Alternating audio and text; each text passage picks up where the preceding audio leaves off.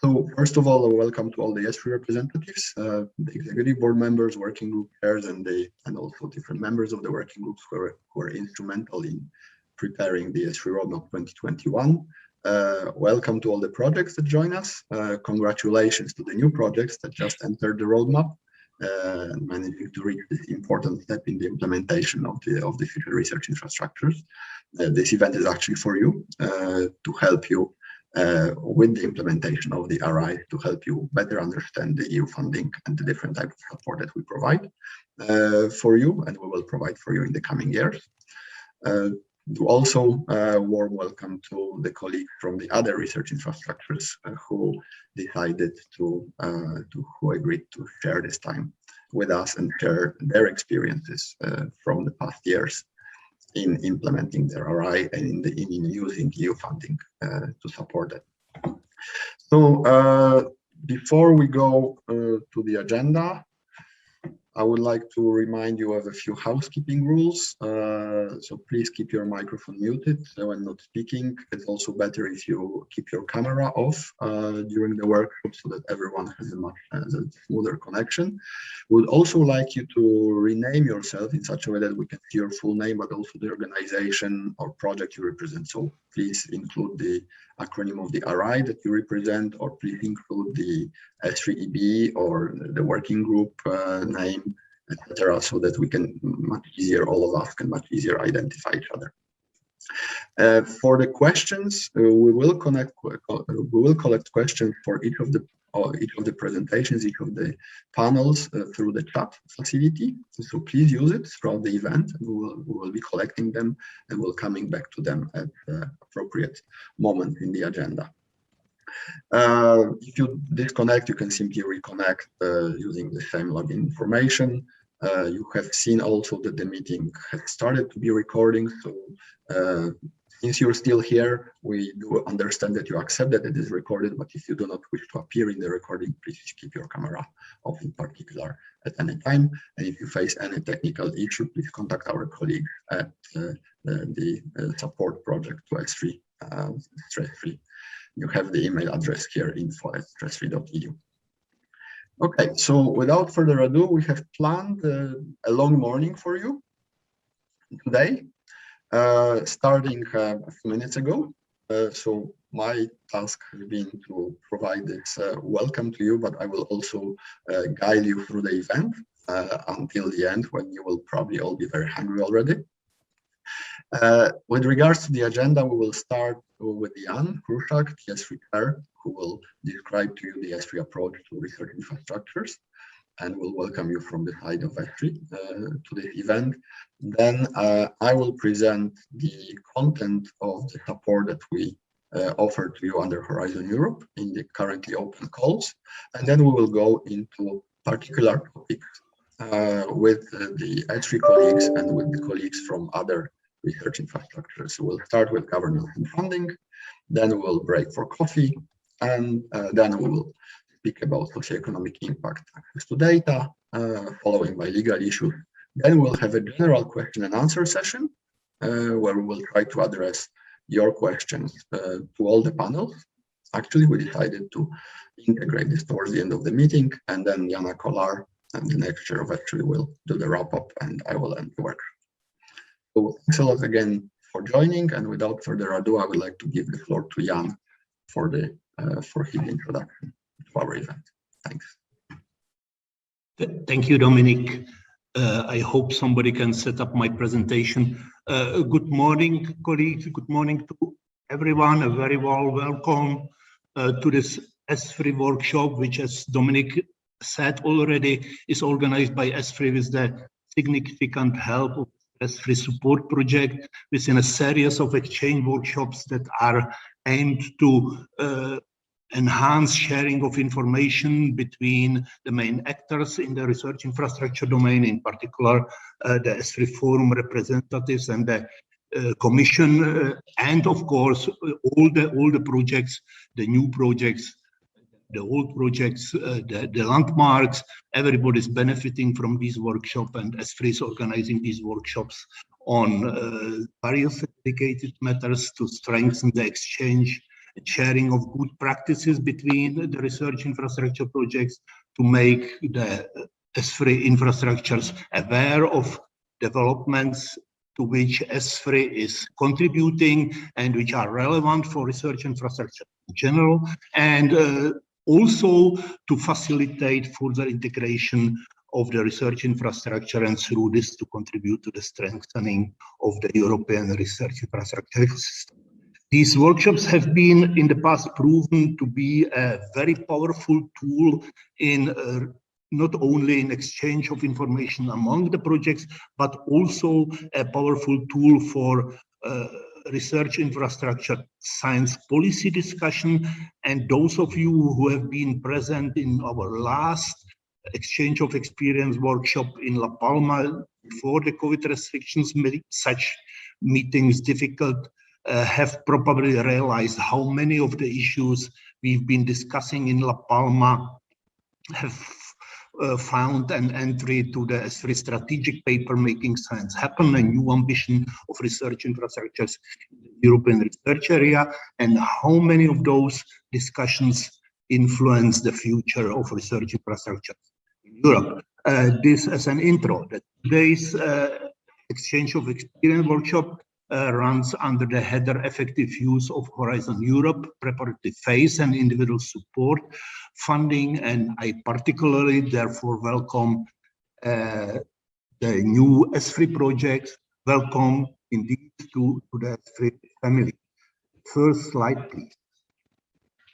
The main and most important achievement of ESFRI is the ESFRI roadmap. You know that we are now completing the 2021 update, and ESFRI has been, with the help of many experts in the individual working groups, working on this update for more than 1 year.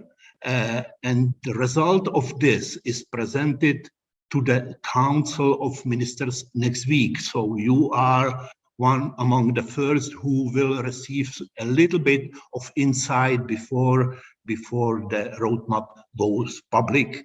And the broader public will learn about the content of this roadmap during the roadmap launch event, which is foreseen for the beginning of December in Ljubljana.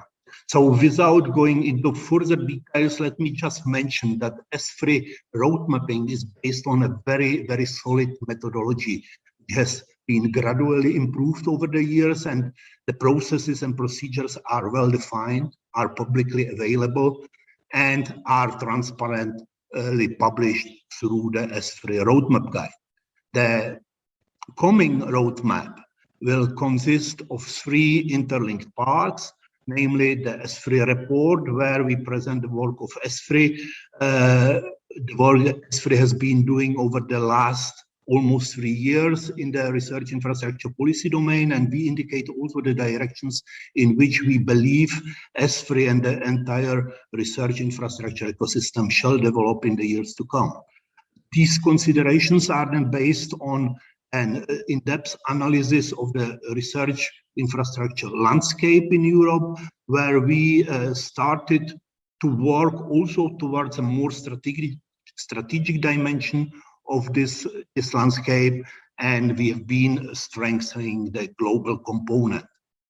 Last but not least, roadmap contains also the updated list and description of the research infrastructure projects and so-called landmarks. In the process of preparation of the roadmap, we evaluated also new proposals, and congratulations to those who made it, because it was really a very heavy procedure. We have been working under strong time restrictions, and I have to thank at this stage to all those who have been involved, in particular all the working group members and the chairs who helped ESFRI to make this process, or to bring this process to a successful end.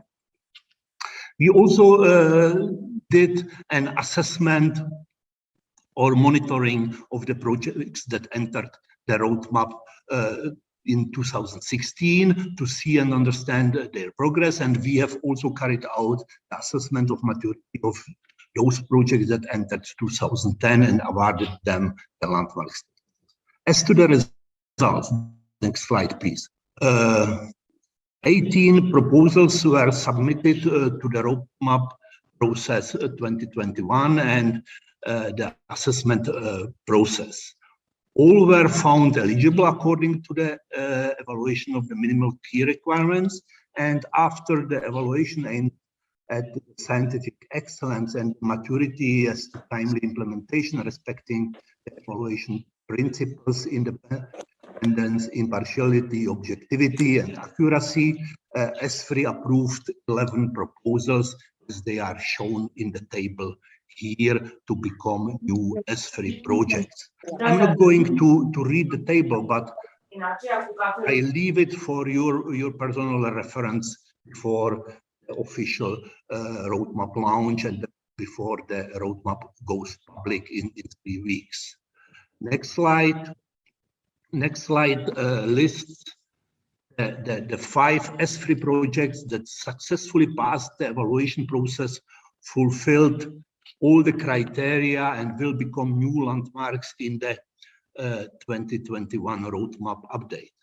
It shall be noted, while Anna and Miri and EU Solaris entered the ESFRI roadmap already in 2010 and were subject of the so-called 10 years rules, which limits the presence of an ESFRI project on the roadmap, the situation with Actris was different.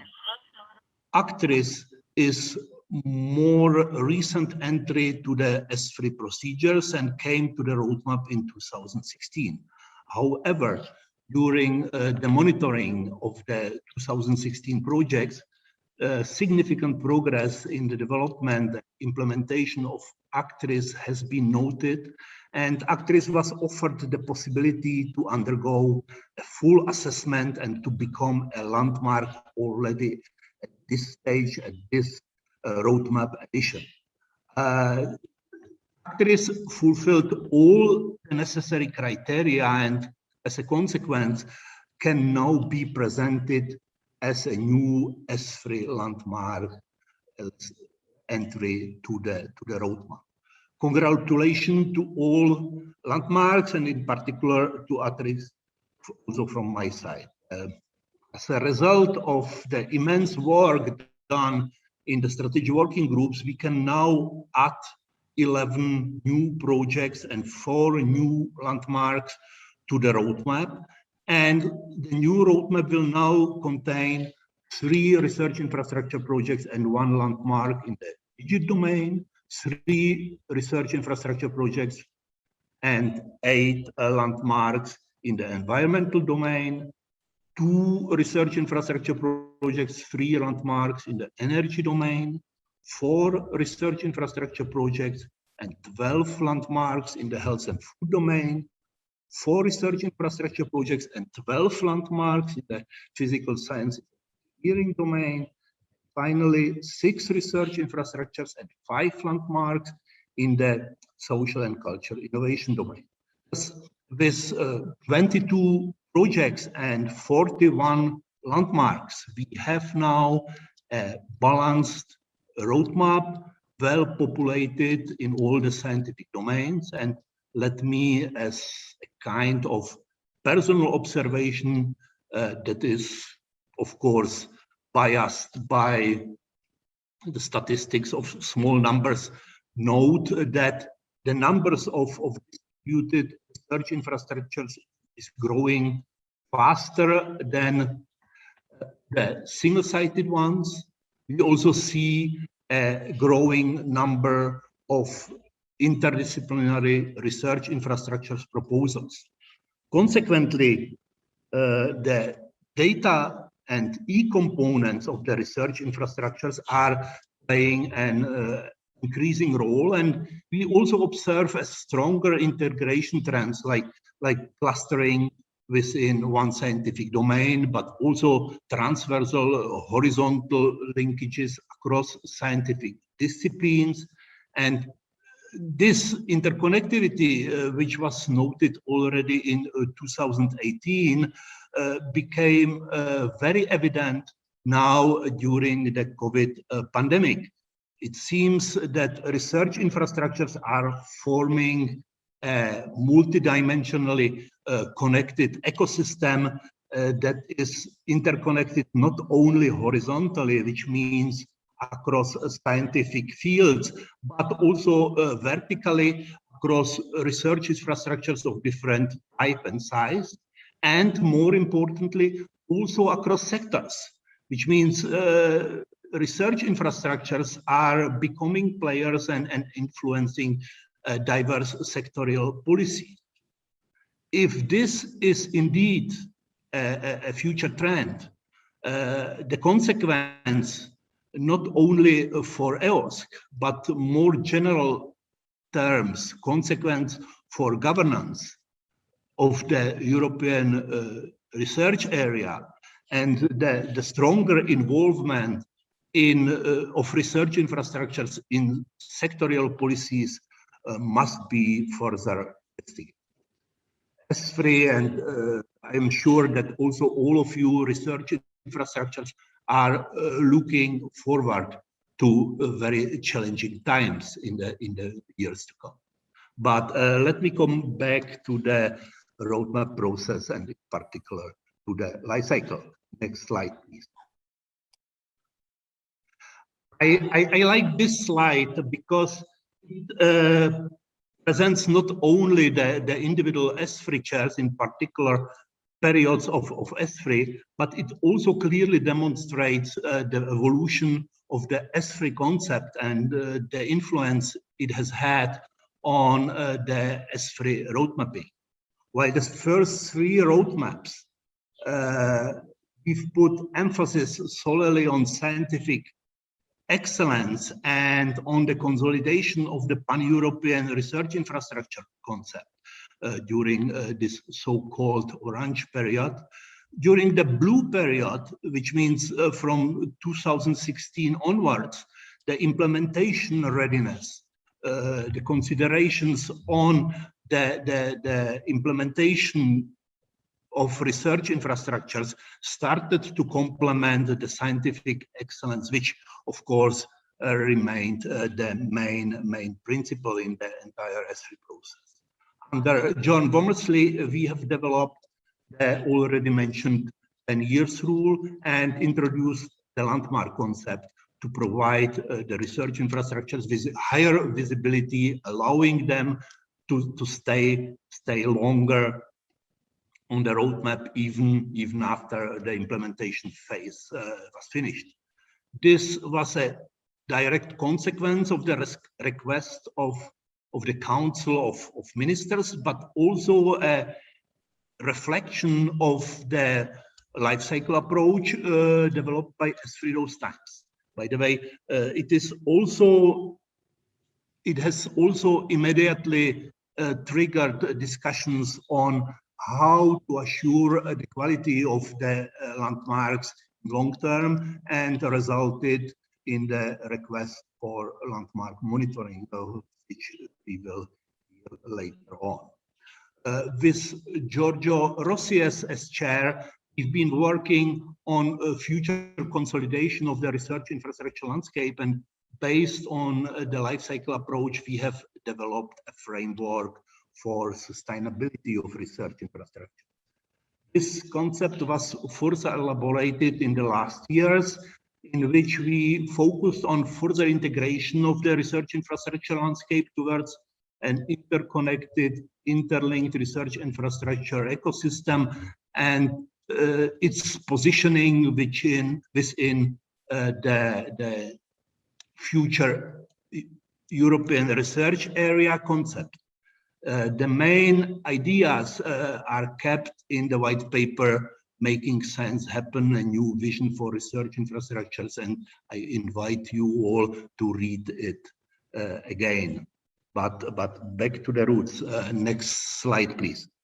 The life cycle approach is and has been developed by ESFRI and can be visualized as it's shown here in the chart taken from the 2018 roadmap. Again, I'm not going to read all of the content of this slide, but as the concept is broadly spread and widely understood, I don't think it's even necessary. The time evolution of the ESFRI projects and landmarks and need on targets of research infrastructure implementation are understood as a sequence of phases from a concept to operation and finally to termination, which eventually opens a new cycle. Why the first phases is dominated by bottom-up approach, where scientific communities clustering around a well-identified scientific need and goal are collecting and proposing ideas for a novel approach to answer scientific questions or respond to the needs of enhanced capacity at pan-European level, and formulate the request for a new research infrastructure. In the design and preparation phase, the framework conditions become more complicated. The scientific concept, their proofs and technical feasibility must evolve along increasing need of a formalized and articulated policy support. So the feasibility study can be carried out within institutional, national, or international support. The research infrastructure concept must be developed already at this stage with financial and political support from governments and funding agencies. It can be the framework program that offers opportunities already at this stage. This is the point where, as said, European and international levels and considerations start to enter the process. And this is also the point where it becomes relevant for ESFRI to enter, and those considerations related to ESFRI become paramount if the desire of the research infrastructure is to enter the ESFRI process later stage. Next slide, please. This slide, adapted from the 2016 roadmap, shows exactly the same phases as the previous picture. The only reason why I have chosen it is very prosaic. It's easier to visualize within the lifecycle approach when a research infrastructure project turns to an ESFRI project and eventually becomes then a ESFRI landmark. The bifurcation is met somewhere at the preparatory phase.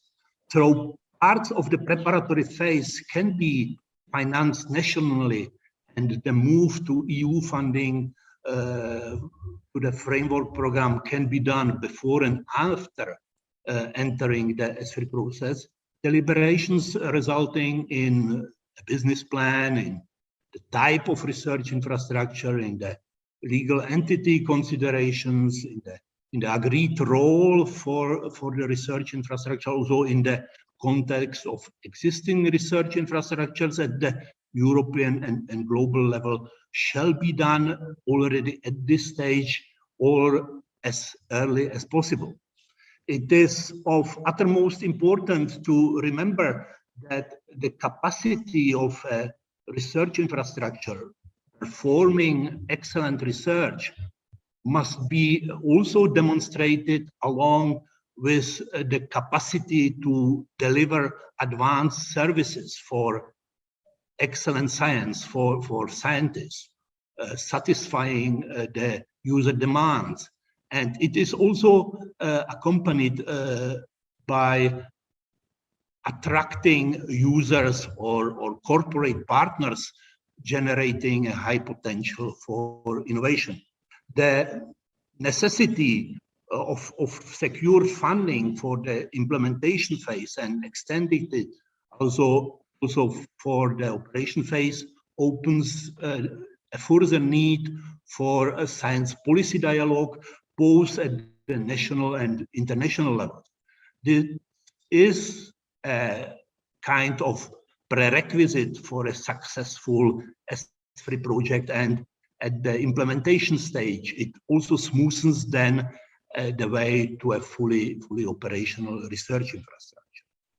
I'm not spending time on the termination phase here, but it is presented because it completes the picture, and it shall be said also here that termination doesn't necessarily mean the closure or dismantling of the research infrastructure. It may encompass solutions leading to restructuring, to reorganization, reorientation of the purpose and targets, or major upgrades, and this returns the research infrastructure to the life cycle.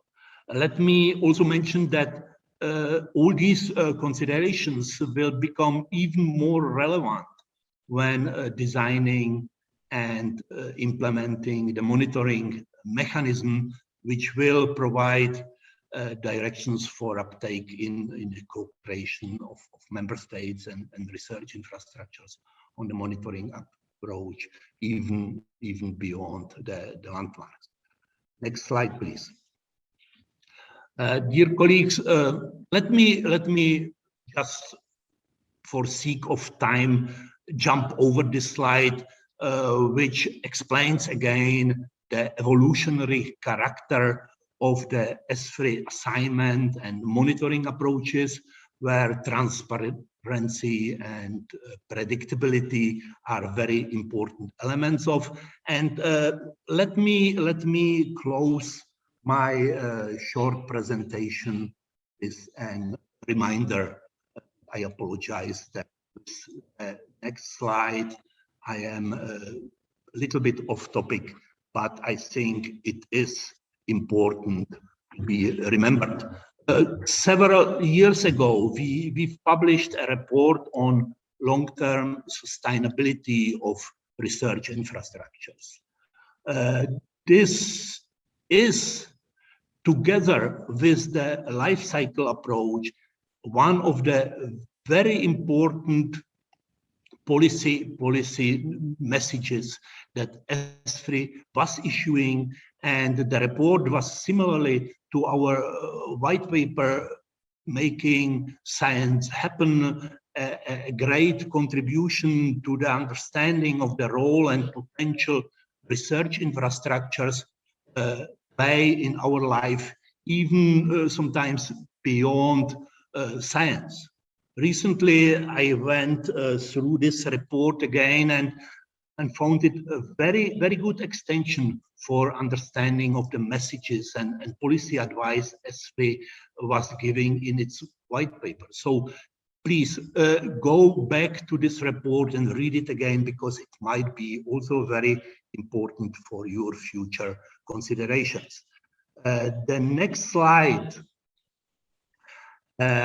Here I have highlighted several recommendations from the long-term sustainability report and made the link to the white paper messages and other policy positions relevant for you as research infrastructures and for the future of the research infrastructure ecosystem as such.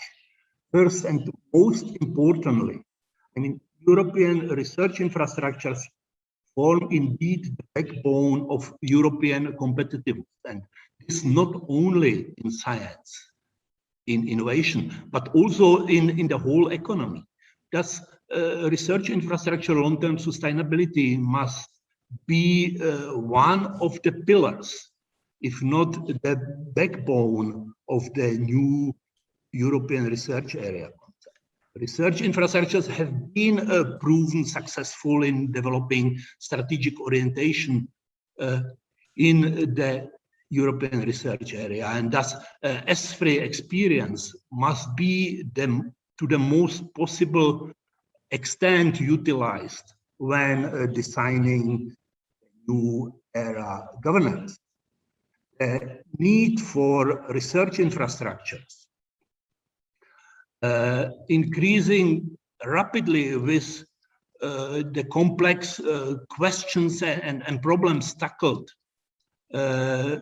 comes along with a huge demand on the digitalization of the environment and demonstrates the role of research infrastructures as shown by COVID in medical research and social sciences. And thus, research infrastructures are an indispensable element of implementing EOS, and I would even say they are the necessary component for a successful EOS implementation.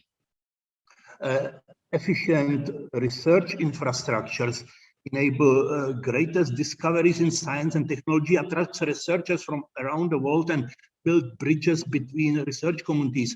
And research infrastructures must be, in addition to scientific excellence, be capable to provide excellence in research infrastructure services. And this is still a huge challenge for many of the existing and operational infrastructures, and it shall be reminded also to the new projects that excellence in services is also one of the aims that shall look for. Dear colleagues, I'm stopping here and sorry for being a little bit late. Thank you for listening. Thank you very much, Jan, for this comprehensive information on ESFRI, our process for the roadmap. And also, I think that the last topic that you mentioned on long-term sustainability is definitely not off the topic of today's workshop, because I think that we all agree that all considerations of long-term sustainability need to start quite early in the implementation of the research infrastructures. So thanks a lot, Jan, for all of this. Now it's my turn. I will actually, well, my task today will be to provide you with the general framework for today's workshop, which is actually the content of the support that you can count on from the EU, from Horizon Europe. So I will present to you the two topics that we have published that are right now open, and we'll have a deadline for closure in January. One dedicated to the preparatory phases for new projects. So here you have details of the calls. We have two topics, one dedicated to the preparatory phase of new ESFRI projects that enter the roadmap this year, and another one for consolidating the research infrastructure landscape, that's how we call it, where we provide individual support for those ESFRI projects that enter the roadmap in 2016 and still have some challenges towards their implementation. I will get into the details in a moment. What is important is, and I'm sure that all of you who are eligible for these calls know it very well, the call has opened at the end of September, and you still have, by looking at the calendar, a bit more than 2 months to prepare proposals, as the deadline is on the 24th of January. So everything that I will say here, or most of the things that I will say here, we probably know very well already. Because I'm sure that you read these topics in detail. Nevertheless, I think that it is important to go through the content of these topics quite comprehensively, so that we can make a kind of a level playing field for everyone, and also to give you opportunities to ask questions. So this, as I mentioned earlier, please, if you have any questions, please put them in the chat. Now, for this session, we will actually take the questions right at the end of this presentation, so that anything that needs to be clarified on the general concept of these calls is clarified before we go into the details with individual panels. Now, the first topic is going quickly to the content, preparatory phase for new ESFRI projects. It is a coordination and support action, so some basically legal information here. What is certainly very interesting to all of you is that the total budget for this call is 36 million euro, and we expect a new contribution per project between 1.5 and 3 million euro. And the target of the call is, well, we assume the maximum 12 proposals here. Indeed, after the decision of ESFRI to admit 11 new projects on the roadmap, the target of this call is effectively 11 new projects, and these are the only ones that are eligible to submit proposals to this call. In terms of the context, of course, you know it very well. It is the ESFRI Roadmap 2021 update. And the primary objective of this call is to facilitate the implementation, effective implementation of your research infrastructures as soon as possible to be able to reach the next steps that are needed for the full implementation of your RIs as soon as possible. This is the main objective of the call. We have some formal expected outcomes specified in the work program. Some of them are, of course, from the very general and broad perspective of the European research area, like structuring long-term perspectives for RI investment, but also enhancing problem-solving capacities of our research innovation system to address some of the key challenges and create impact for science, industry, and society. Now, at a more practical level, our intention is that this support actually prepares a solid ground for the decision-making on setting up of the new infrastructure for member states, associated countries, their funding bodies, also other relevant stakeholders. We would also expect that, of course, in the preparation of your RI, you will be in touch with other RIs that are in the field to make sure that you develop this in a consistent and synergetic manner, because we already have quite a rich landscape, and it is important that there is a unique feature of each of the RI that we have at pan-European level. Now, in terms of the scope of the call, and here I will be more detailed a little bit. So let me start by saying that we do, I think, acknowledge that, and you specified it in your proposals, that the resources needed for the preparatory phases of your research infrastructures are normally, in most cases, if not in all cases, significantly higher than the funding that we provide from the EU level. So you do have to consider this funding as an additional component of your funding structure for the preparatory phase and see where there is the greatest added value in having EU funds interact with you to help you with those elements that would be particularly difficult to address from your already existing sources of funding. So we do expect that your proposals will cover some of the main features, some of the main elements that are needed for research infrastructure implementation.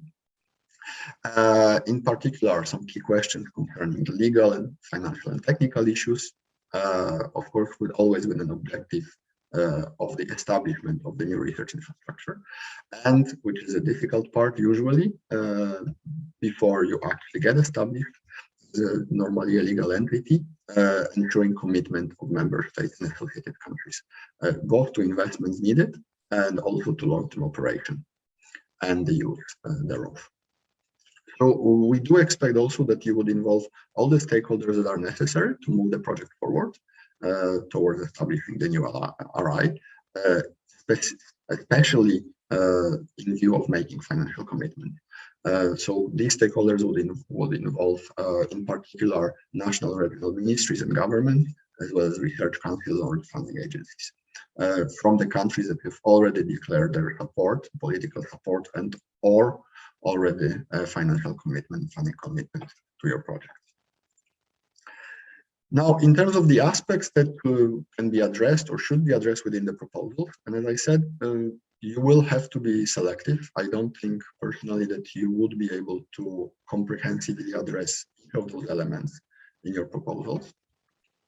But we try to be comprehensive to give you as much flexibility as you need in order to focus on the essential elements for the implementation of your RI. So the aspects that we envisage that could be targeted, should be targeted by your proposals, relate to, first of all, the development of legal and financial framework plan relating to the setup, construction, and or integration of construction in terms of if you need to construct something, integration if you pulling together national resources, but also plans in view of operation and, if relevant, further decommissioning of research infrastructure. So really, the plans and legal and financial plans and framework for the entire life cycle of your RI. Other activities would also include preparation of legal and financial agreements, including such agreements as on the site, on governance structure, on internal rules, as well as financing again.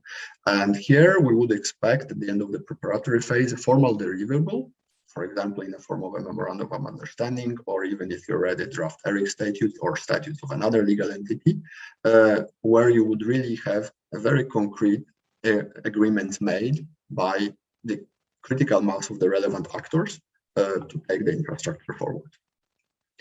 We also envisage activities that could relate to plans for logistics and human resource management in relation to the construction or integration of the resources, as well as future operation, and also for data curation and preservation and provision of access to data. The proposals could also address some technical challenges remaining concerning the joint development, transfer of knowledge, or implementation of key technologies that you need, and also the completion of the final technical design, if still needed. Some other elements would include the development of plans for the provision of the services. Well, in the end, your research infrastructure, the most important impact that you will have, or one of the most important impacts, will be really the provision of services to users. So it is important that at the end of preparatory phase, you have a very concrete plan how you are going to do this for the different user communities that you have identified. Also, we would like you to look a bit more closely at the relevance of your RI for science and society, including the socio-economic impacts at different levels, linked with more specialization strategies, also at the regional level. Now, part of that work has already been done, of course, when you were preparing your proposals, because this was one of the criteria for ESFRI, but we would like you to also consider taking this further during the preparatory phase. Finally, we also expect that some environmental impacts of your RIs will also be considered, including those climate-related, as well as, if relevant, the optimization of resource and energy use. What is important is the part in red here. Well, of course, all the above is actually quite important, but it is needed that since many of your research infrastructures have received in the past or still are subject to different grants from the European Union for the development, for service provision, for access, for integration, etc. We would expect that you very clearly explain any synergies and complementarities between these proposals and previous or current EU grants that you are holding or you have received in the past. So now I will move to the second topic, which is related to the individual support for selected ESFRI projects. And here the type of action is still the same, coordination and support action. The budget altogether is 7.5 million. So we do expect that proposals will come within the budget of or the EU contribution of 1 to 1.5 million.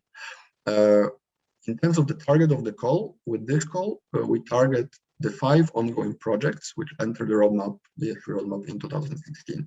So these are the projects that have completed their preparatory phases, but still there are some challenges remain for full implementation, and we would like these specific challenges to be addressed within the scope of this call, and these resources that we provide to really be able to move these 5 projects now quickly to full implementation. In terms of the details, now the context of that call is that the ESFRI monitoring exercise that we always do when we prepare the roadmap, so it was also carried out in the framework of the 2021 update, highlighted the number of key elements that still hamper the implementation and start of operations of 5 projects that entered the roadmap in 2016, and so these 5 projects are eligible for funding under this topic, and these are the Nubius, Emphasis, ERIS, the European Telescope, and KM3Net 2.0. And but as far as I know, we are all here in the room.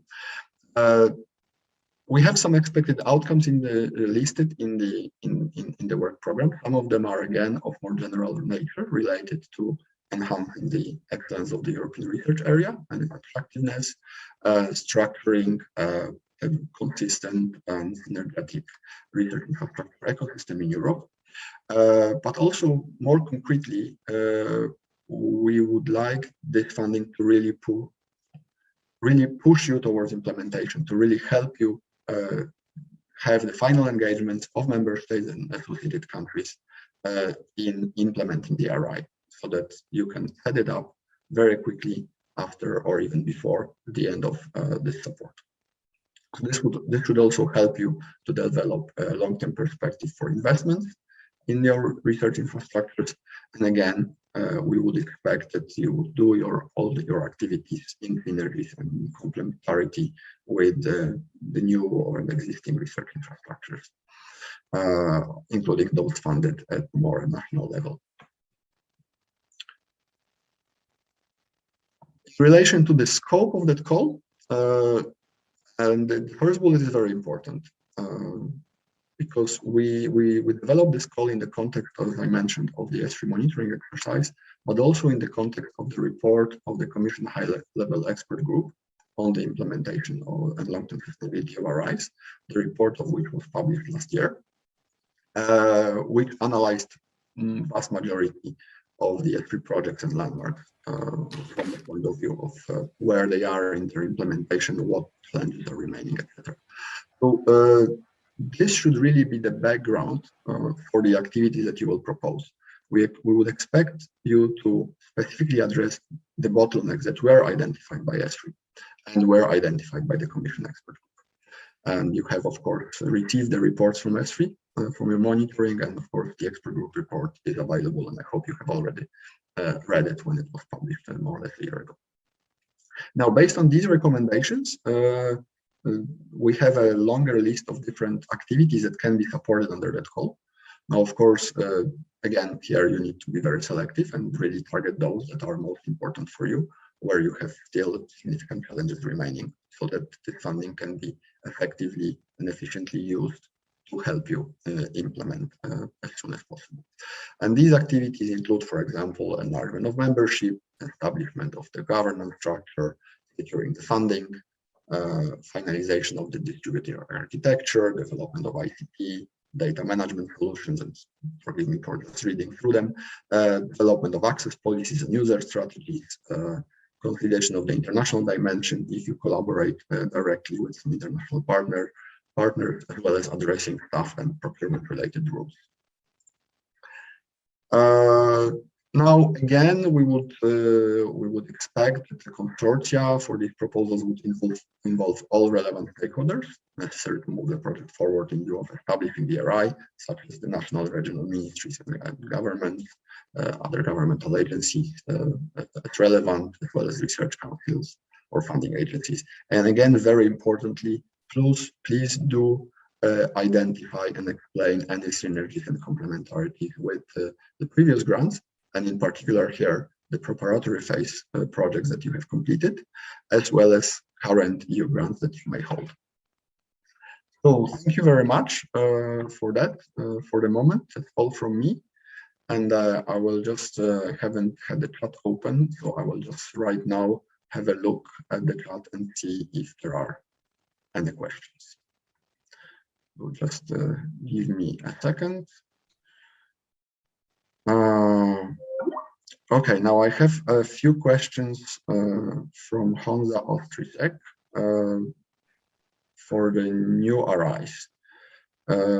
If involving stakeholders is to have ministries as partners providing a letter of support, well, you can have ministries as partners, but this is not necessary, but it is possible. It doesn't mean providing letters of support. They have already provided letters of support to your application when you were applying to ESFRI. So it is really engaging them in the project. They can be engaged more directly as partners, but they can also be engaged less directly as organizing a kind of a permanent interactions and dialogue with the ministries in all countries concerned. The TNA pilot normally cannot be part of the project. These projects would not provide access to research infrastructures. You can set up the structures for access, but the access would not be paid by preparatory phase projects. We have other instruments for that, where you are also eligible for funding. But this is not one of the activities that can be supported by preparatory phases. The potential national hubs shall be as LTP. I don't understand this question actually, so maybe I will having 50. Yeah, I mean, maybe you could explain a little bit. I will invite you then to open your microphone and you will explain this part of the question so I can understand it better. I mean, indeed, 55 partners is probably not such a good idea, but I would like to understand what you mean here. And the complementarity of other projects. Yes, what we do mean is complementarity with projects that are funded at the EU level, not necessarily only by the Research Infrastructure Work Program, because what is important for us is we need to make sure that we do not provide double funding for the same activities from the EU budget. So you have to explain complementarities with any relevant projects that you have that are EU funded. And maybe now I can invite you to very briefly explain what you mean with your penultimate bullet. Okay, thank you very much. I would like to ask, because since we have like 18 national hubs and the national hubs have the other partners, and together, as I mentioned, we have 55 partners. And for me, it does not make sense to include all of them as like real partners of the project. So if only, for example, the hubs should be the partners and the national hubs or the national nodes should be like the LTPs, just to make it more clear. Yeah, that would be ideal, to be honest, because indeed it could be a little bit difficult to manage to have 55 partners. But also what is important is that in the end, your RI will be composed of the national hubs and national members. So it is, I think, also important to structure already for the future how this setup and the architecture of the RI will look like. And it will necessarily go through the national hubs. So it would be ideal to have the national hubs as partners, and that they then deal with the individual institutions that they have in these countries, and they could be included as linked third parties if needed. But please, I mean, consider what is really necessary. Okay. Where the funding will need to go. Because in the end, if you have 55 partners, of course, you will need to then spread the funding very thinly. It may not be very effective. So please see which are the necessary partners, also for the type of activities that you will propose. Okay, thank you very much, Dominic. Thank you. Welcome, Hamza. We have a question from Mario Martinez. How strict is the 1.5 to 3 million range of funding? Okay, now formally, of course, this is an indicative budget, as you can read in the work program, and any proposals that will deviate from that budget will not be considered ineligible. That's on the one hand. Now, on the other hand, of course, also we have structured the call and we have structured the list of activities in such a way that we consider that, considering also your maturity when entering the roadmap, that 3 million should be more or less enough, and for the activities that you specify. But also what I mentioned, it is important to know that we do consider that this is only additional funding to what you need to mobilize for the preparatory phase from other sources. Having said that, now, of course, as I mentioned, if you go a little bit over this budget, you will not be considered ineligible, but you will have to very well explain the reason for that to the evaluators who will be looking at your proposal. We also have a maximum budget, and we have foreseen the funding of 11 projects. So, of course, if some projects decide to deviate upwards significantly from that budget, that may actually risk that there won't be enough funding available for everyone. So you would need to also consider these risks carefully. Do we have any other questions? No, it looks like it's okay for the moment. So thanks a lot, everyone. We have one more from E. Willis from eBrains. what do we need to provide at the end of the... Okay, so as I mentioned, you already have some expressions of commitment, certainly. During the preparatory phase, as I mentioned earlier, and I will actually maybe move to the slide, it will be a little bit easier. So what we expect is that here you have the second bullet. We do expect that there is already some formal agreement on some key elements, including site, governance structure, internal rules, and future financing. Now,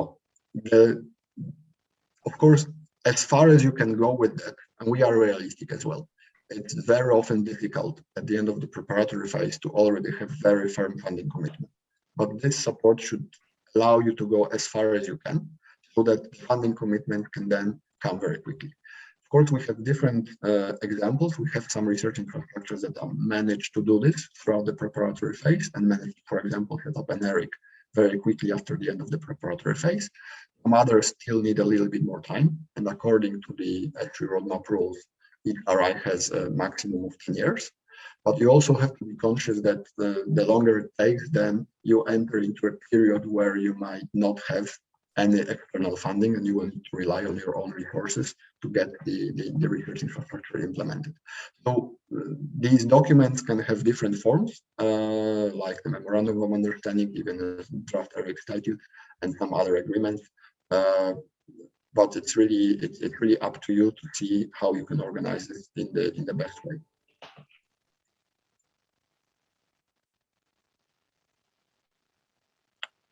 Okay. So I think that now we are fine with the questions. So let me now stop sharing, and I will introduce the first.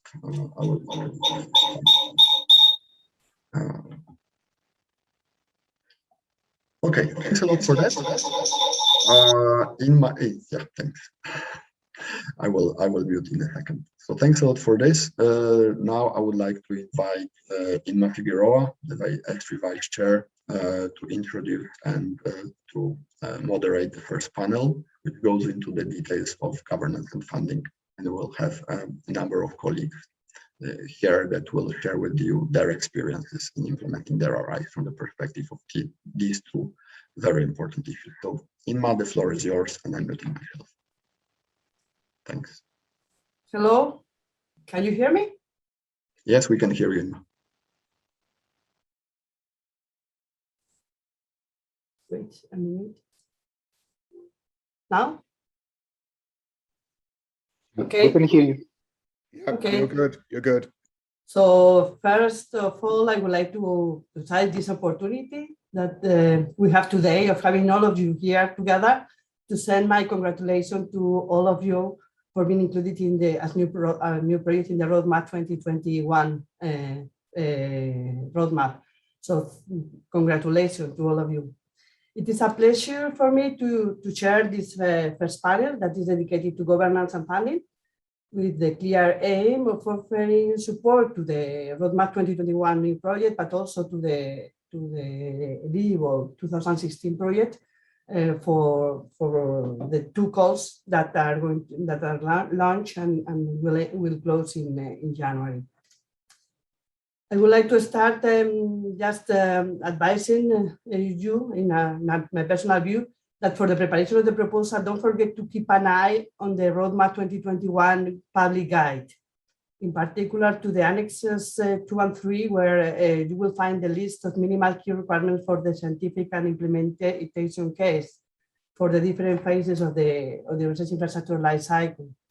I think it will be important for you to pay special attention to the phase on implementation, because it will serve you to plan what do you need to put in place in your proposals, into your project of preparatory phase, and supporting for the 2016 project in order to reach this implementation status at the end of the preparatory phase. That is something that it is very valuable, because as mentioned by Dominic, afterwards we enter in a very tricky phase if it is not well established, and bringing difficulties to the research infrastructure and to the implementation. Well, that's it. We are lucky to count in this panel with 3 excellent speakers with a long and outstanding experience working in research infrastructures, in ESFRI research infrastructures, who are going to focus their talks on aspects such as the definition of the management structures and the implementation of the functional management team during this preparatory phase, the need and importance of having an adequate business plan, the importance of the stakeholder commitments, and the complementarities between national and European Union financing instruments. With no more delays, I would like to present our first speaker. Our first speaker is Dr. Angie Kepler. She's going to center her talk on building up stakeholder commitments. She represents the EuroBioimaging, the European Research Infrastructure for Biological and Medical Imaging Services. EuroBioimaging was included in the ESFRI roadmap in 2008. Becoming ESFRI landmark in 2018 and being established as an ERIC in 2019. From the beginning, Angie was involved in the preparatory and in the implementation phases of EuroBioimaging, including the building up of the stakeholder commitments. Since early this year, she's the director of the EuroBioimaging Bio Hub, where she leads an international team to coordinate and operate infrastructure services for biological imaging.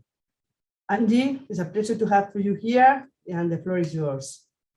Thank you very much, and good morning, everyone. And also from my side, congratulations to all the new projects on the new ESFRI roadmap. I would like to share my screen now and show you the presentation that I've prepared. Thank you very much also to the organizers for inviting me as speaker on the topic of building up stakeholder commitments, which I must say is very closely to my heart after the going through the preparatory and implementation phases for EuroBioimaging. So I would strongly advise everyone who's now starting a preparatory phase to already have the goal in mind. Where do you want to go? And draft maybe a very first raw version of your governance model that you would like to see at the end when your infrastructure is launched, for example, as an ERIC. And then you can easily identify where you have to focus on to get the commitments on board from important stakeholder groups. So in the next 10 minutes, I would like to briefly present to you how we have engaged with the scientific communities so that they could help us to draft the business plan, including the criteria and procedures for building the research infrastructures. And this will then also lead to a much easier engagement with the ministries and funders, which can never be too early. That's my second take home for you. Always start now with the engagement and reaching out to your national funders. So EuroBioimaging is a distributed research infrastructure, and it was launched in 2019 as an ERIC. It currently comprises 17 ERIC members. These are 16 countries and 1 international organization, the EMBL. And together they are hosting 33 national nodes at the moment, which together comprise 137 individual imaging facilities and technology platforms. And these platforms are offering the full range from biological to biomedical imaging technologies. At the moment, these are 50 different technologies. This distributed infrastructure is governed by the EuroBioimaging board. So on this slide, you see the EuroBioimaging governance structure. And in the EuroBioimaging board, this is where the official delegations from the funders and the ministries are coming together. Then we have the EuroBioimaging Directorate, which is the executive for running the day-to-day operation of the infrastructure. But then also you see 3 additional bodies here, which we call advisory bodies. And they are also important representations of our stakeholders. So there's the panel of nodes that brings together the scientific communities, and they are providing advice to the directorate. Together also with the international senior experts and senior advisors that provide independent recommendations to the EuroBioimaging board and then support the assessment of the EuroBioimaging operation. And we also have in EuroBioimaging the industry stakeholders represented in the so-called industry board advisory panel.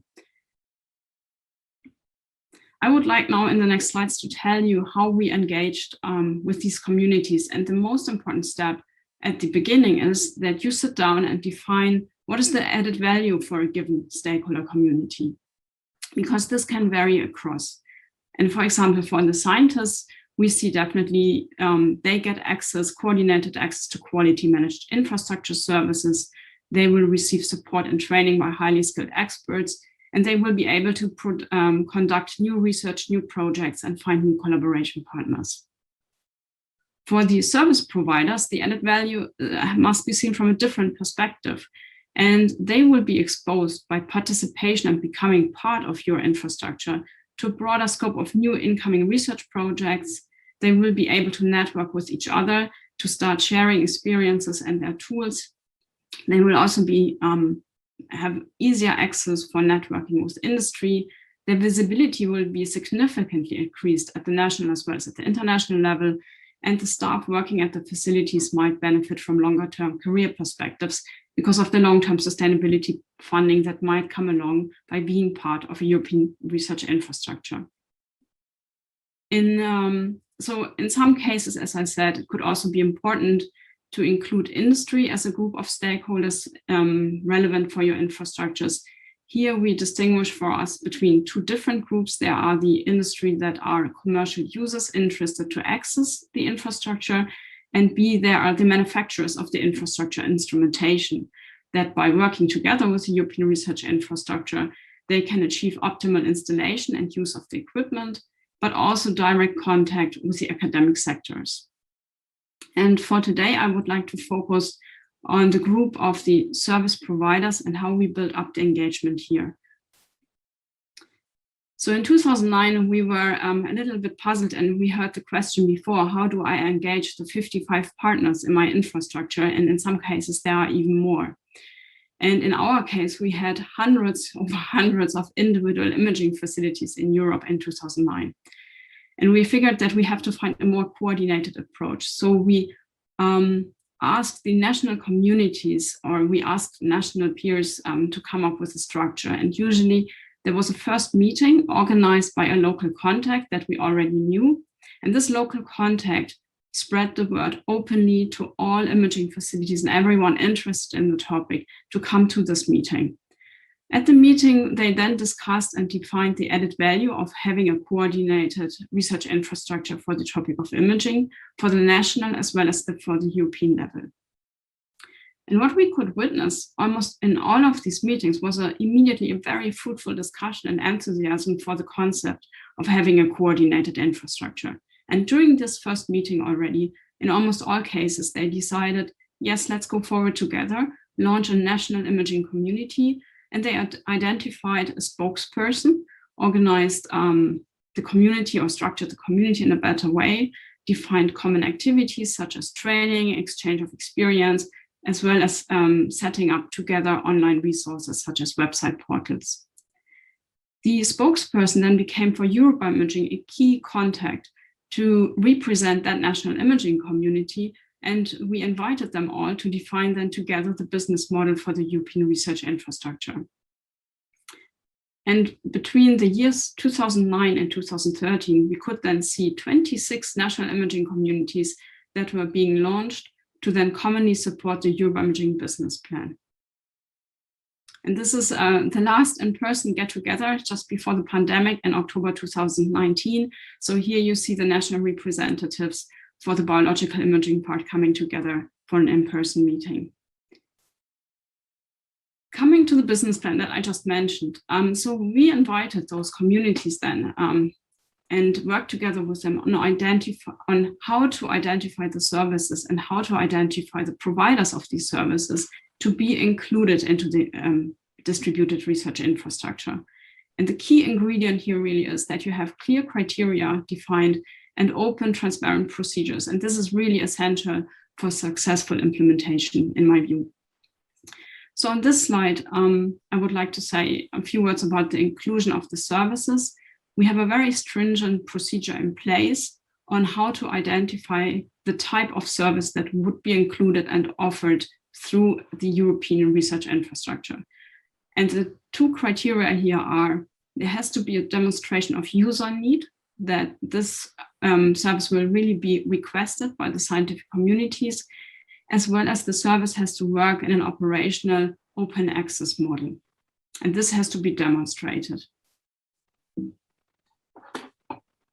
On the regarding the providers, we also have a very stringent procedure in place, as you can see here in the scheme.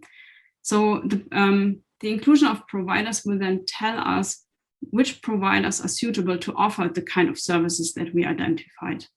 So the demonstration here is important of the external access experience. So we want to ask the applicants that want to become providers in the infrastructure that they already have experience in place. And secondly, that they also have the support from their national funder in place. So when you then have defined the added value and have brought together the various stakeholder groups, such as the scientific communities, with the users and the providers, the independent experts, as well as industry, and have defined that added value, you also need to define the added value for your funders. And here I must say it made a huge difference to have the national self-organized communities in place, because the spokespersons then can go to their national funders and convince them about the readiness and maturity of the national community to then take part in a European level research infrastructures. And the slides will be circulated, I guess, after this meeting, so I won't go into the added value for the funders here.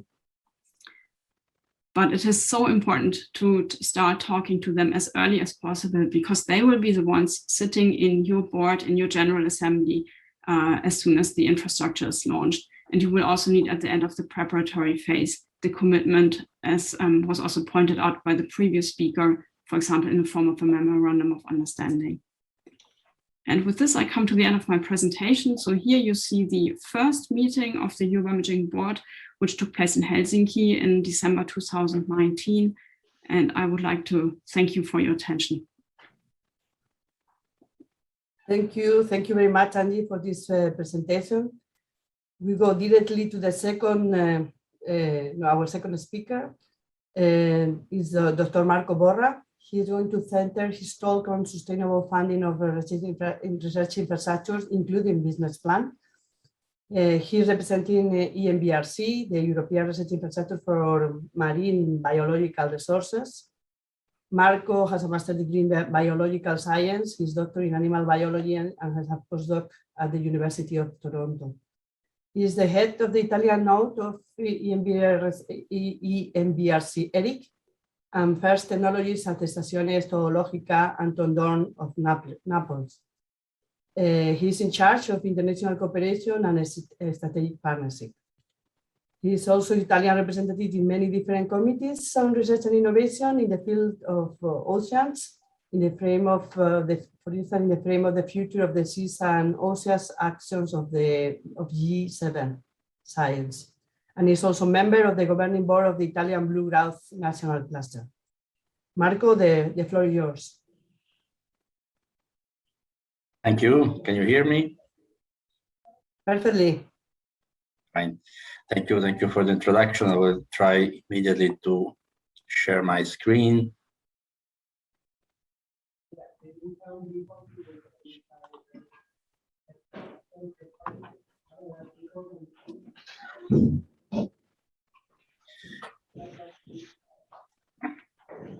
Can you see the presentation? You can see it, but it's not in the presentation mode, no? Is it in...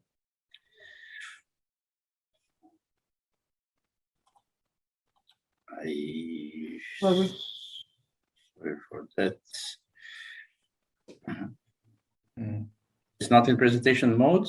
No, because we are looking at your next slide. So we see your presentation and then your... So it's the wrong.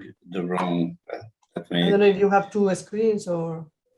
Yes, it's a mess. Let me try now. Perfect now. Okay. Okay, so it works. I don't see slide, but anyway, it will work. So thank you for giving me the opportunity to contribute in this very interesting workshop. So I want to thank you, the organizers, and I want to especially thank Immaculata, that was the former chair of the General Assembly of EMBRC, the research infrastructure that I am representing here now, giving as member of the General Assembly an impressive work during the preparatory phase of the infrastructure. As already said, I'm Marco Bora. I'm the coordinator of the Italian node of the European Marine Biological Resource Center. During my presentation, I will briefly introduce the research infrastructure and ERIC consortium that I think we all know. I will very briefly introduce EMBRC ERIC, and then I will go into a little bit deep into the topics of the today workshop: management structure and stakeholder commitment, implementation of functional management team, business plan, and funding. So what research infrastructure are, we already know, but I want to just to very briefly point out 4 key points. RIs support research and innovation in their domain, provide resources, services, and data, enable a broad range of research, and solve bottleneck of their domains. The main challenges of the RIs, there are typically large facilities that can be one site or distributed. As was already said, RIs are the pillars of international research and crown jewel of the European research. They require a legal framework to manage conception, building, and operation. They involve a large number of countries or organizations, and that can be governed by intergovernmental organization. What is an ERIC? We already know. Just to focus on 3 main important features of ERICs: governance, host countries, General Assembly of member, executive legal representative. The budgets, long-term financial contribution with the presence of the host premium, and an annual reporting that is sent to the European Commission. EMBRC ERIC is the Europe RI for marine biological resources. We have 9 countries, 45 sites for research and experimentation. The main mission is to support and facilitate marine biological research and innovation, solve bottleneck and technological development. And we aim to achieve this goal by the access to ecosystem and biodiversity, and by the developing and making access to research facilities and platform.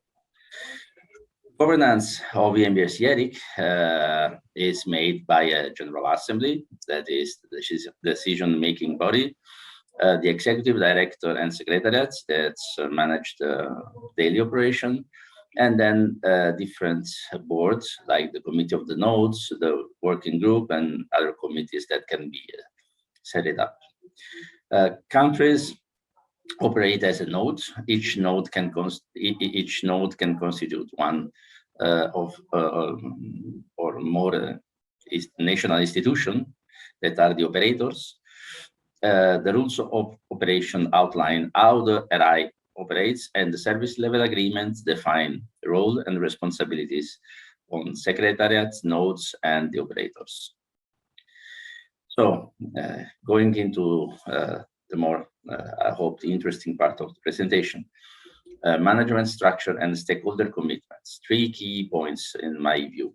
The importance of a clear line of internal communication at all levels of the infrastructure, starting from General Assembly, going through all the different committee and other structure that are part of the governing of the infrastructure. This is very, very important. The importance of assigning people in the headquarters and nodes to support the ERIC and the national infrastructure. For EMBRC, this was the Committee of the Nodes has done this to an extent, but people on the ground to the work is also very, very important.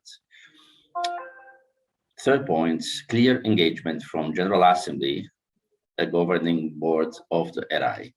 They must be really invested and supporting the RI, not just participate twice per year. They are key to ensuring key messages and strategic priorities are met, and they can lend credibility to the RIs from their respected position and improve its visibility in the political level.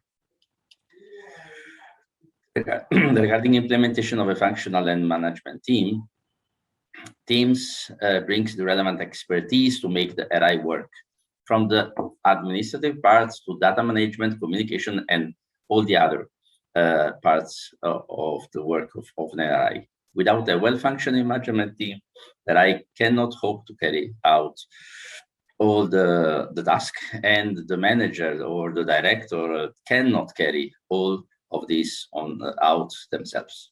It is impossible. It is very important to establish a team as early as possible. This will accelerate the deployment and operation of the RI. Salaries of the ERIC team, they should be covered by the national contribution to avoid staff being dependent on Horizon funding, for example, because this can be a problem in securing the key position of the personnel that are working in the RI. Strategic choices, core business versus core budget, versus project budget, should be made about who is covered by core budget and the position that are only necessary temporarily that can be covered by budget from a project, for example. Business plan. Business plan secures ERIC functioning. Ensure that ERIC has thought through the various key areas of its functioning: organization, funding, target audience, cost, and operational mode. Business plan lends credibility to the RI and reassure founders or investors. But most important, business plan must be aligned with the RI aspiration. It is important that the business plan is the appropriate support of the RI's development aspiration that is aligned with the strategic vision and that it provides sufficient capacity to allow for the securing of the developed expertise and for the more curiosity-driven, let's say, frontier projects that can be supported by the RI. Funding. Complementarities between national and EU instruments and or innovative financial solution is very important. Horizon funding allows for strategic objective to be addressed involving multiple external partners. It is a good instrument for getting many of these partners involved in the activities of the RI, but the time scale is very long. So it is a bit tricky, in my view, to move forward quickly. The national funding is hugely important to ensure investment in national assets and assuring human resources. Countries can draw their national funding scheme for their priority by setting in the ERIC context, and can develop local expertise and benefit for the RI.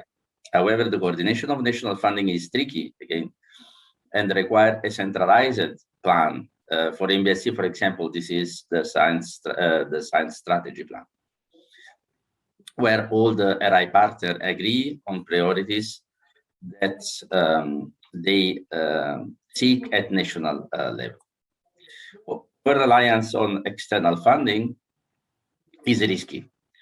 Positions may be lost that are vital for the RI, and also services that are developed by the RI can collapse if they are related only to external funding. A project time scale of multiple years can mean that developments come too late. So in MBRC, what we are doing is to try to assign a small amount of internal funding from the ERIC budget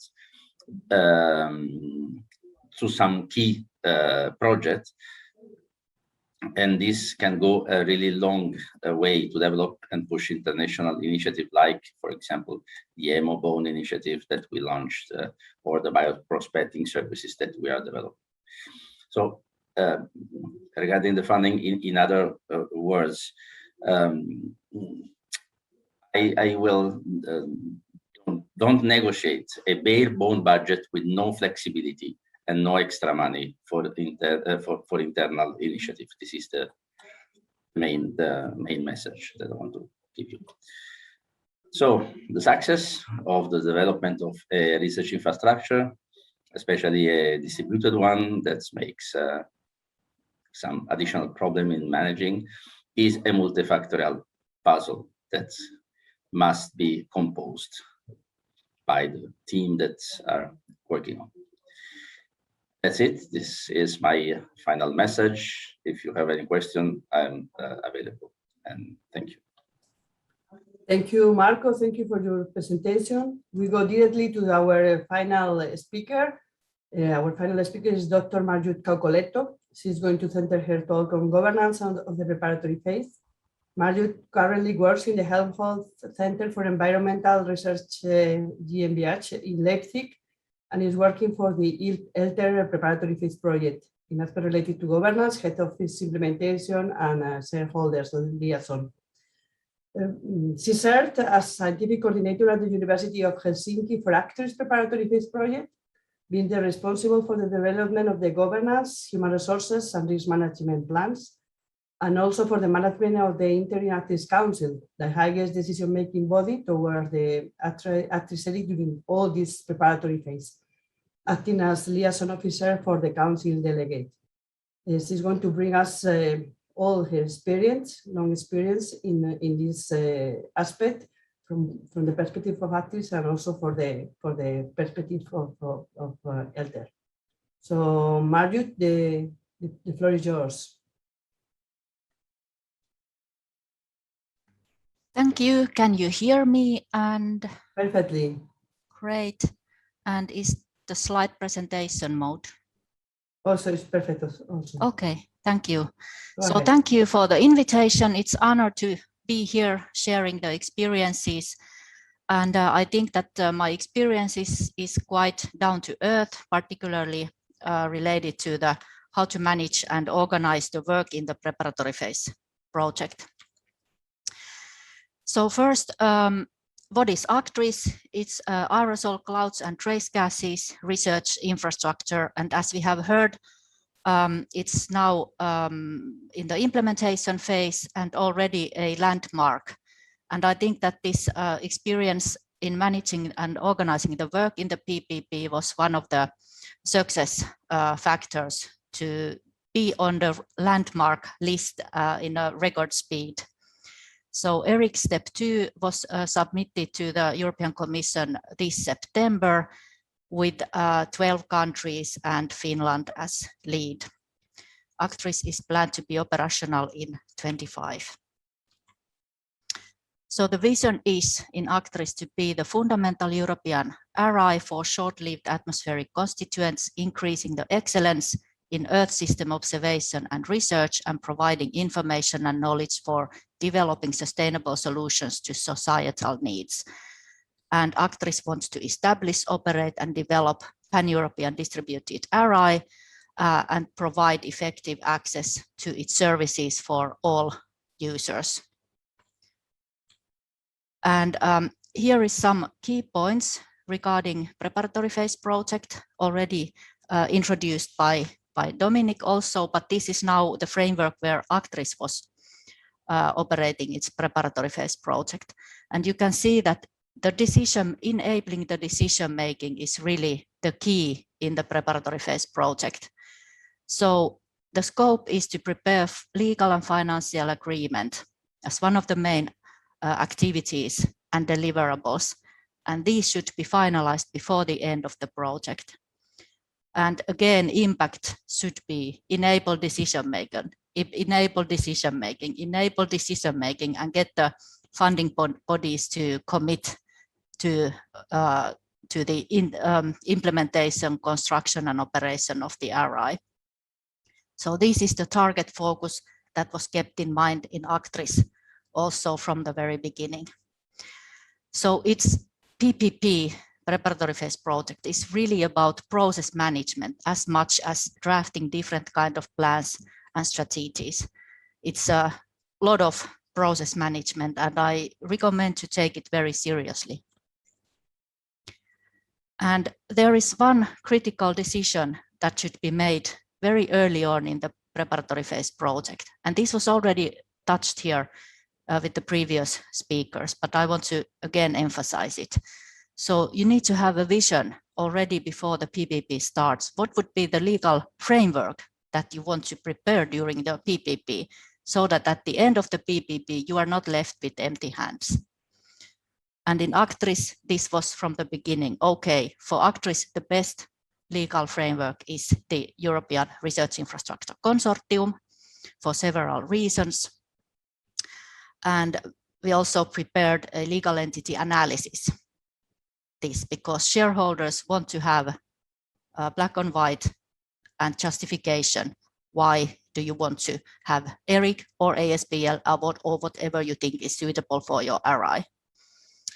And only when you know with whom you are talking with, or when you know what legal entity you want to prepare for, what kind of organization, only then you know who you are talking with whom you negotiate the implementation, and for whom you draft the agreements. It's completely different if you are having ASBL in your mind. You only need institutional representatives. But if you are working towards ERIC, you need country representatives. And who are representing countries? It's the ministry representatives or delegations nominated by the ministries. And convene the relevant shareholders as early as possible. In ACTRIS, it was made during the first year of the project. And here is leadership very important. So the country who is leading the initiative should send out the invitations, all those who were supporting the ESFRI application. So that's very practical approach here. So then we had Interim ACTRIS Council as our highest strategic decision-making body. And that was prior to the establishment of ERIC. So it's very important to acknowledge and respect this kind of body, although it does not yet have a legal authority, because the ERIC is not yet there, but you are now negotiating. But you have to act professionally and quite promptly with them and provide mature decision suggestions on their tables. So Interim ACTRIS Council was responsible for negotiating and approving a legal model that was on their table in the very beginning, that we suggested, that now you are here because we want to build an ERIC. Do you agree?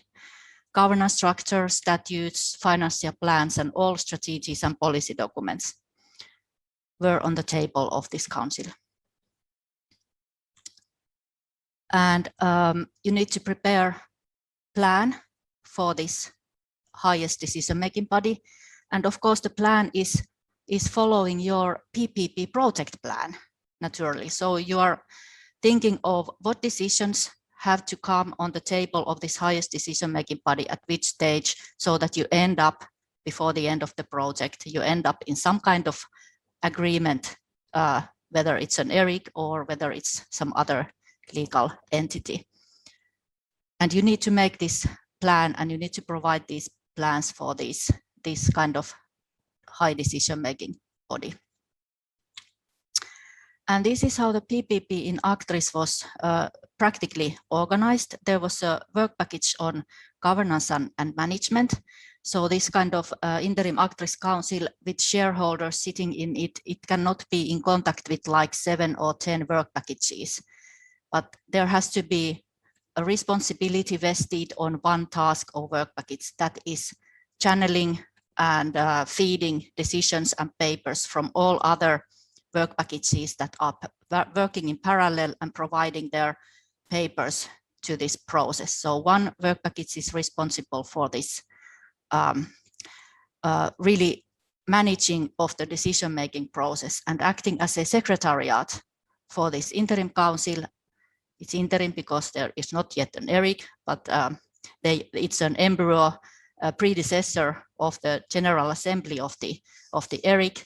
There is secretariat that is supporting the chair and keeping the timelines and so on.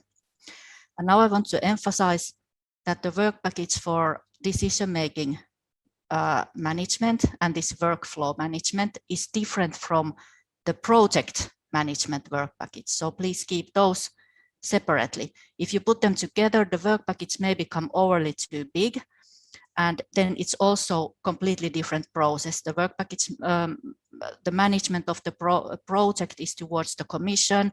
It's about amendments, it's partners, allocation of funds, and so on. Of course, it's closely connected to this kind of work package on managing the decision-making flow. And of course, this work package for governance and decision-making flow can also have other tasks like creating human resources plan, KPIs, and things like that, as was in Actris.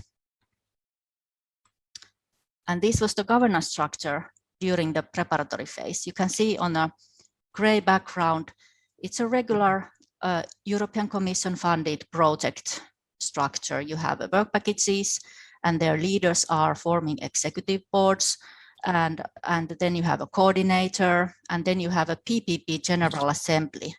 And you can see that it is making decisions as well as Actris Interim Council, but the clear difference is that the General Assembly for PPP is only making decisions regarding the project, amendments, financial distributions, new partners, or things like that.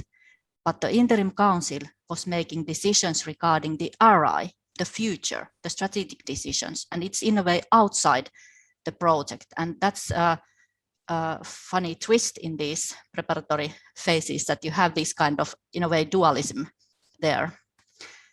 And then there was advisory boards also, and in Actris, we wanted them to report to this Interim Council so that they are really looking at the implementation and the process as an external expert and reporting directly to the Interim Council. You could also have this inside the project reporting to the coordinator, but for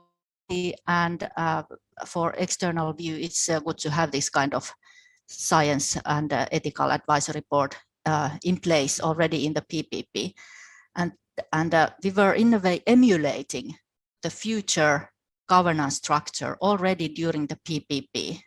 And that's very important, that many of these bodies, Interim Council, advisory boards, are in a way predecessor or something that is already going to be in place also in the ERIC. And the BPP Management Office to support the coordinator is very important structure, and you need to have people in there who can then be the secretariat and who can really manage the whole process. And there is the leadership. And so the preparatory phase project is a backbone and the council is the muscles. This is how I like to express it. So I should be still, okay, my slide is now, oh no, okay, it's not frozen, good. So now I'm scratching the surface, just few PPP challenges here. It's really process and document management, make the process plans, be transparent and take duly the minutes. It may save your neck at some point, and you can always then return back and to see what was discussed and decided. Look at the conflict of interest issues, take care that it's not happening, especially in high-level decision-making regarding external advisory boards or, for example, host selection processes. Then describe very clearly in terms of references, clear roles for different bodies. It's useful already in the beginning because it will help you to then write the same things for the future legal entity. Leadership and the central management team, it's very important. And as already Dominic was mentioning, this is support action and you need to really put in more effort than is provided by the preparatory phase project funding. And particularly in the leadership countries and the most important institutions, there is more work to do than it says than it's funded. So don't look at the person months, but because this is not a research project, but this is very long-term planning of something that will be there for tens of years. So it's really important to change the state of mind from research into an operative organization. And then one challenge is to find skilled people, maybe to work aside together with the researchers. There has to be, of course, technical and scientific knowledge and skills in place, and high-level scientific case has to be shown. But at the same time, you need people who are interested in also writing about human resources strategies and KPIs and things like that, like corporate thinking in a way. But that can be also learned. And this is actually creating new career opportunities for young researchers. If they do not want to be in science, they can also a little bit widen their perspective and learn about these business-like topics. And then avoid the valley of death. It means that if you don't have any legal entity, if you don't have step one, if you don't have memorandum of understanding at the end of the PPP, you end up in the valley of death. People tend to disperse if there is no supporting structure. So keep it in your focus that you have something that continues, some kind of structure that is continuing after the PPP. I think that was my last practical experience slide. Thank you for your attention. Hope I didn't go over the time. Thank you very much. Thank you, Mario. Thank you for this very pragmatic presentation in which you have given a lot of key aspects and advices to the new people preparing the proposal. I think it's very valuable, your work.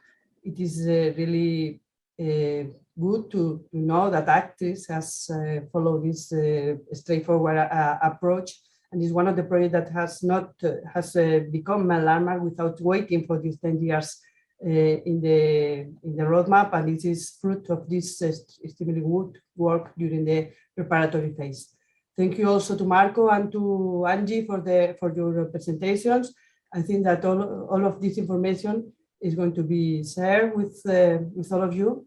And I think that we have, I don't know if there is, I don't see any urgent question in the chat, so maybe we can conclude here. What I mentioned in the beginning is the guide, the public guide that it is in the ESFRI webpage. That was the ones that you use for the preparation of the proposals to enter in the roadmap. But it is also important because in these annexes that I mentioned at the end of this guide, you see that there is that they are gathering all the key the key performance indicator for the different phases of the life cycle of the ESFRI project. So it is important that you take this into consideration for the preparation of the proposal, because finally what we expect from at the end of the preparatory phase is that you are ready for implementation, like it's the case of Actris, and it is important to take this into consideration for the organization of your work during the preparatory phase. You can find it in the ESFRI webpage. I can put the address now in the chat. So I pass the floor to Dominic, because I think that we. Thanks a lot, Inma. Thanks a lot, colleagues, for this very interesting panel. We will keep collecting the questions, and as mentioned earlier in the morning in the chat, so don't hesitate to put them there. We will come back to them at the end of the meeting.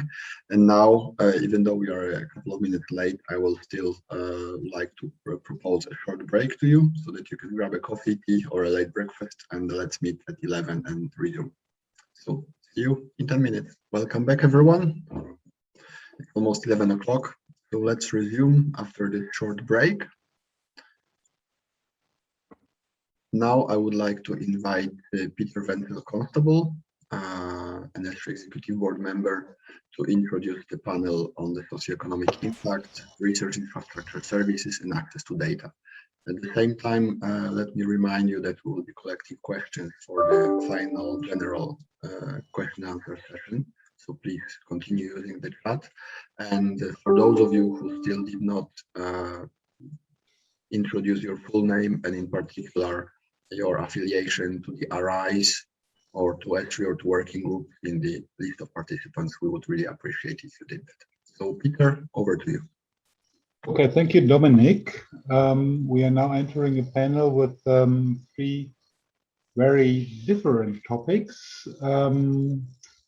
On the one hand, the socio-economic impact of RIs and the importance of defining measurable and credible key performance indicators. The second topic would be the development of plans for RI services. And the third, the access to data and the data management. I'm quite happy that we found three competent speakers from RIs who have quite some experience in this field.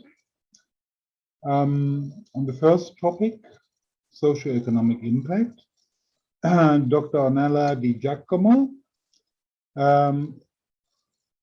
Deputy Executive Director of CERIC.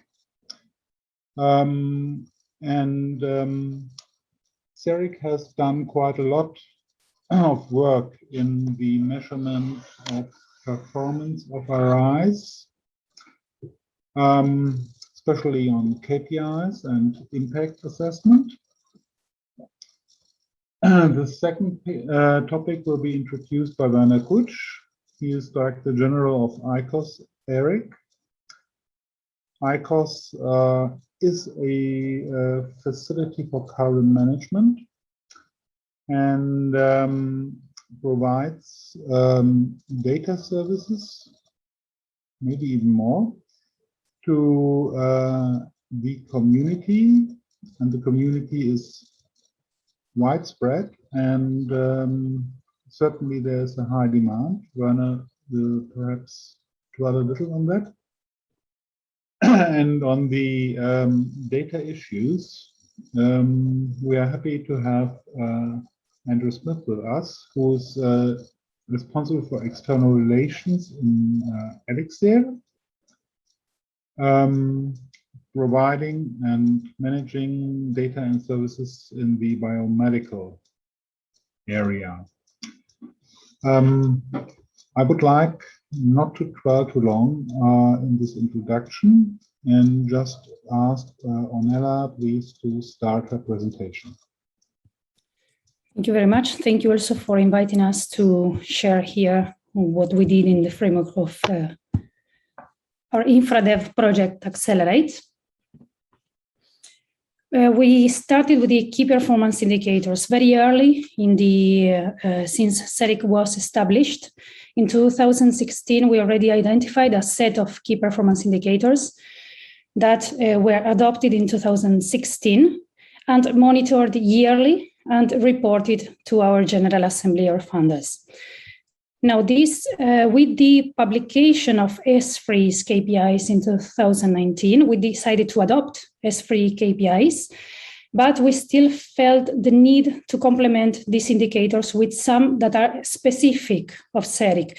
Our KPIs were developed based on our objectives, so some are specific, are not general to all research infrastructures. We evaluated the ESFRI KPIs when reporting in 2020, so we reported for 2019-2020, and we came up with an assessment on which of them were good for us and which could need further refinement, probably in terms of how easy it was to retrieve them or to report on them. The condition for our KPIs was that they were easily retrievable, so robust, and that they did not imply too much work also for our partner facilities. So our experience with the indicators is that they need continuous refinement. It's not easy to just find a set that works forever. So it's useful to refine them in the first years, and that they are extremely useful to monitor our performance, but also to some extent to monitor impact. And these indicators will feed then into our social return report and impact assessment. We published our societal return report in 2019. This was developed in the framework of Accelerate, our development project and InfraDev. And it was based on a methodology that was new at the time. This started in 2017 when other projects like RI paths had not started working yet. And it was based on impact pathways in the same way as RI paths. So we developed what we call the Accelerate protocol to monitor impact based on pathways, following the objectives of the infrastructure. So we use the pathways along our objectives that you can see in the figure, the 6 objectives in the right.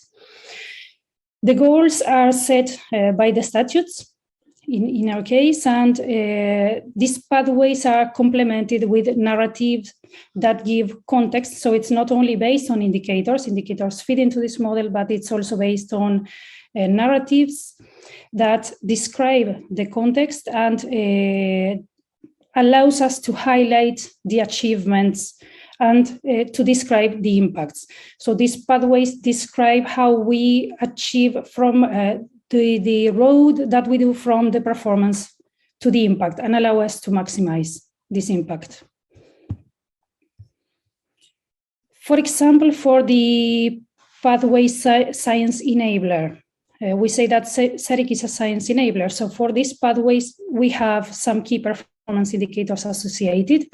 One is the number of publications, which is very clearly a performance indicator, while we can think that the top 10% cited publications is already an impact indicator, because the number of times the publications are cited does not depend on us, it depends on external actors. We also monitor how many of these top 10% cited publications are among the strategic fields that we identified, energy and life sciences. And we also added the opinion of the members, because it was important not only to measure our performance, but to assess what did our stakeholders think of this performance. So we asked our members if CERIC met their expectations, and in 100% of the cases, they replied that they were satisfied. And how was CERIC doing in terms of scientific performance and management? This was a reply from 1 to 5, a scale from 1 to 5, and every member scored how they thought we were doing. So you see, it's quite good. Regarding regional impact, we also perform a periodic evaluation of our facilities by external experts. We use the help of external bodies to do this periodic assessment. The most recent one, here I report an example of the NMR that was 1 month ago. And these experts assess that the fact that the facility offered open access improved the productivity of the facility. So there were high quality publications, and that the number of publications when there was open access doubled the number of papers that the internal staff could have in the same amount of time of the use of instrument time. So this was a clear advantage of participating in open access.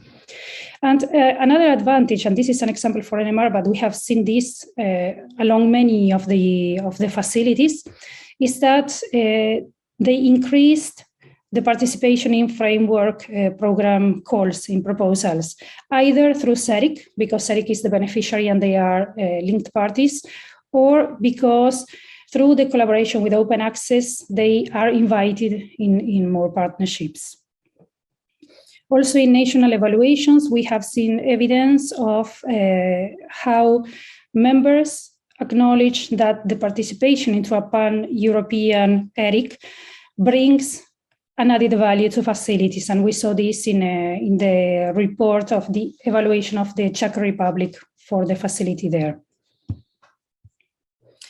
Now, the monitoring, evaluation and impact assessment is a cyclic process.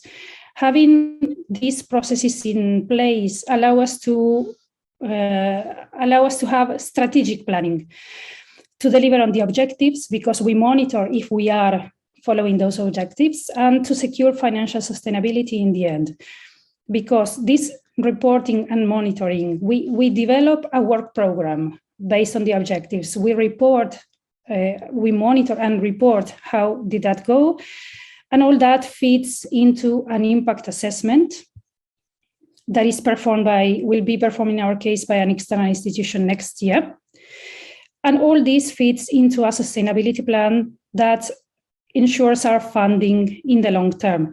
So all these elements, the monitoring, KPIs, the evaluation, and the impact assessment goes into this cycle. They feed each other, and they allow us in the end to become sustainable.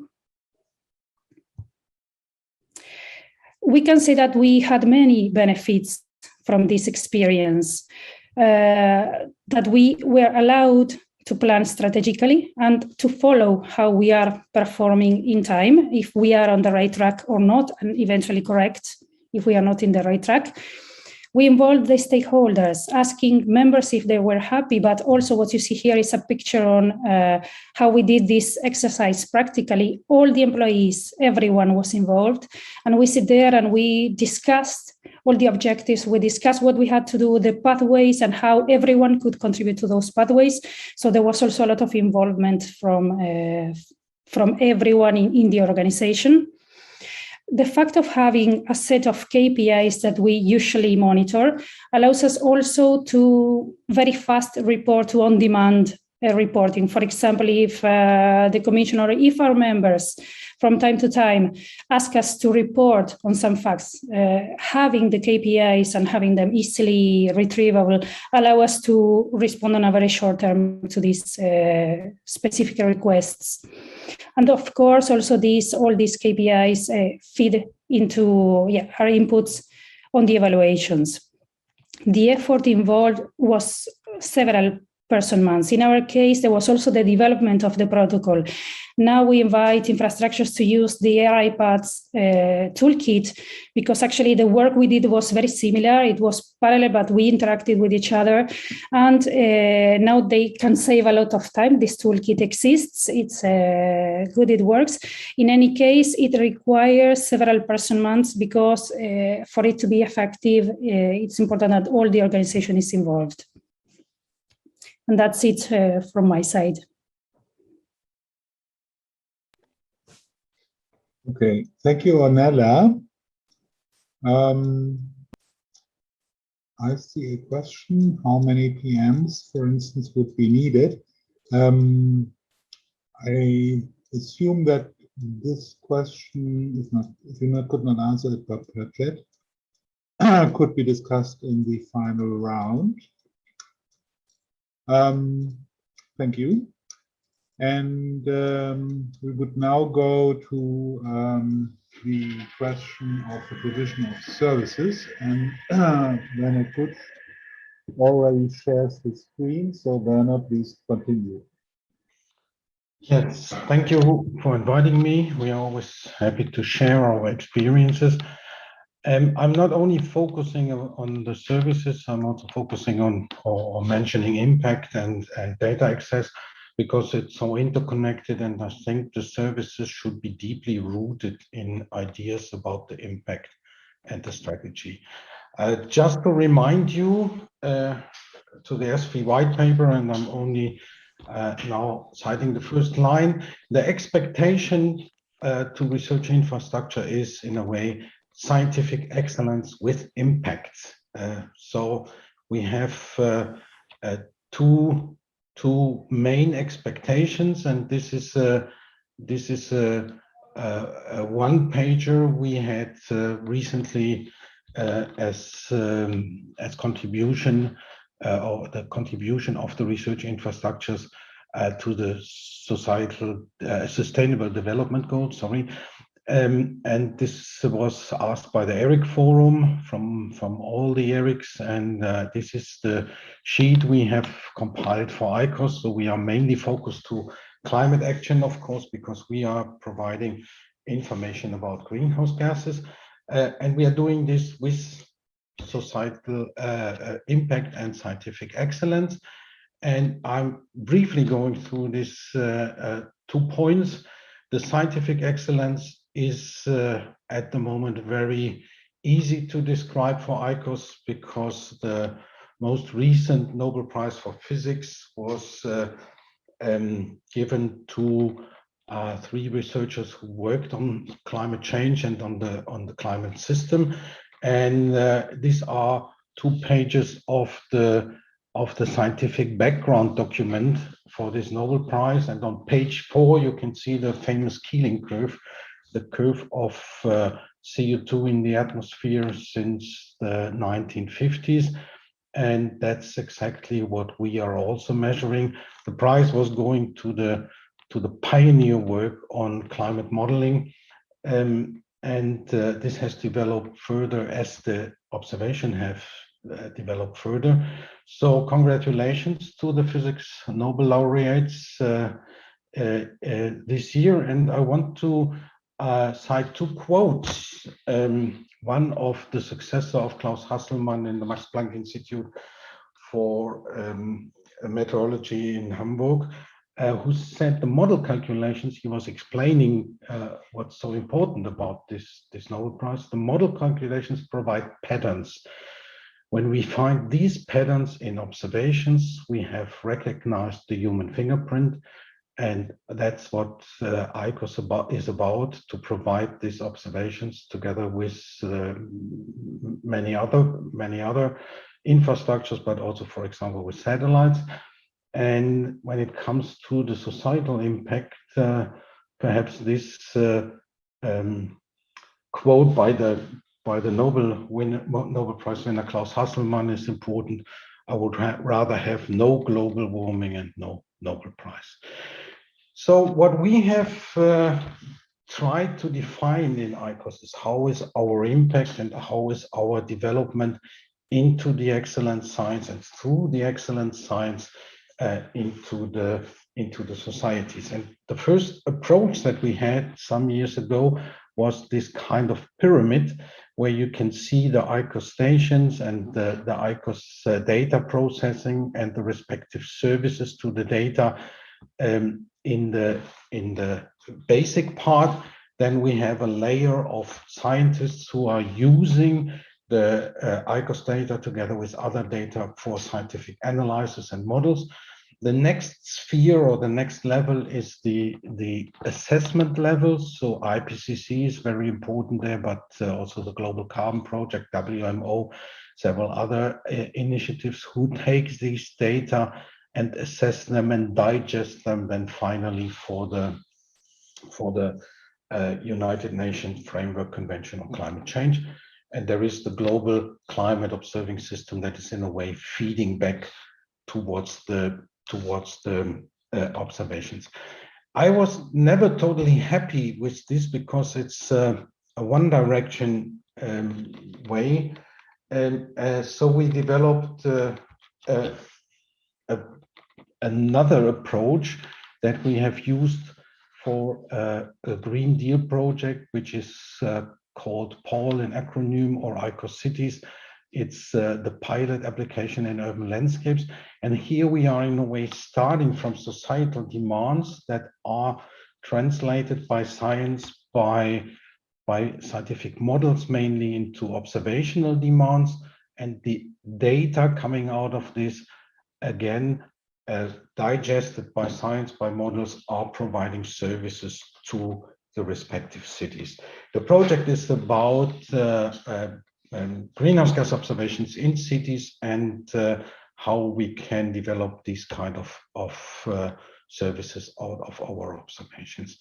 In a bit more general way, we could say we have societal demands or requirements which are translated into the research infrastructure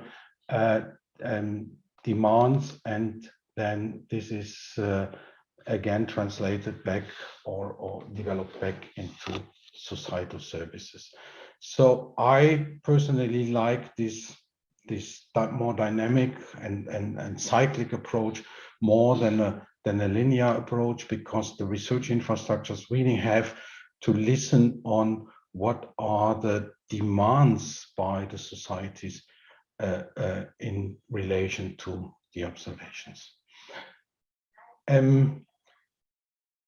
Connecting this to the RI path picture of, which is also quite linear, of resources, activities, output, and then outcomes and impact, I would like in a way to suggest and perhaps also to give advice to make this again more linear, which means that you have not a sphere of influence and a sphere of interest, but much more a sphere of cooperation, where you have your work to do in the research infrastructure, but through your scientific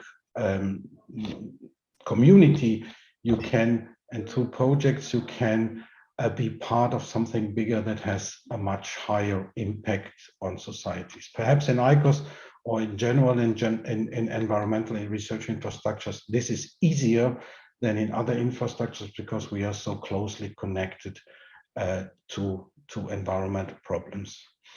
So this brings me to services. Having this said, we could describe two groups of services. The first one is services for scientists, and there we are giving some important upstream, I would call it upstream services. We have standardized the distributed observations, we have standardization for data processing, we have fair data, we have data usage tracking. And I would like to mention here the ENVI community, the community of environmental research infrastructure. So we are doing a lot of these things in cooperation with other research infrastructures to find common solutions. And I think the clusters and the cluster projects are really important here for bringing all the knowledge together and perhaps also to transfer knowledge from more advanced research infrastructures to less advanced research infrastructures. What we have as services for scientific data usage is like we provide, for example, Jupyter notebooks, where you can make your own project very close to the data at high performance computing. We have a library of algorithms. We have so-called footprint analyzers, so people can calculate where the signal of a specific tower measuring greenhouse gases is coming from. And we are developing data pipelines towards integrative models and to the Copernicus monitoring and verification support system. This is getting really data streams into a system that is really working closely towards the countries. Services for the societies, I would say the most important one is that we communicate about greenhouse gases. And again, at the COP, we had to communicate that the CO2 concentration in the atmosphere has increased and that the parties have not done their job in the last year. We have services to manufacturers. We are supporting global data compilation and also the presentation. And here the Global Carbon Project is one example where our data are in, but they are compiling really a great data set on the global state of the greenhouse gases. We support the assessment in the IPCC, and then with the pilot city project, for example, we are also developing specific climate services to cities, to regions, or to countries. For example, a verification of inventories or the quantification and perhaps even the certification in the future of natural things. I think a very important service is also the global cooperation. So we need to come from continental to global observatories. And this is also sometimes connected to science diplomacy, which is sometimes also an important service to societies. So now, how are you evaluating your service efforts? I think the most important thing is that you define strategic goals. So you need a strategy. What services do you want to provide? Why do you want to provide them? What are the who are the respective users or stakeholders? And then definitely connect to the respective users and stakeholders. That's very important.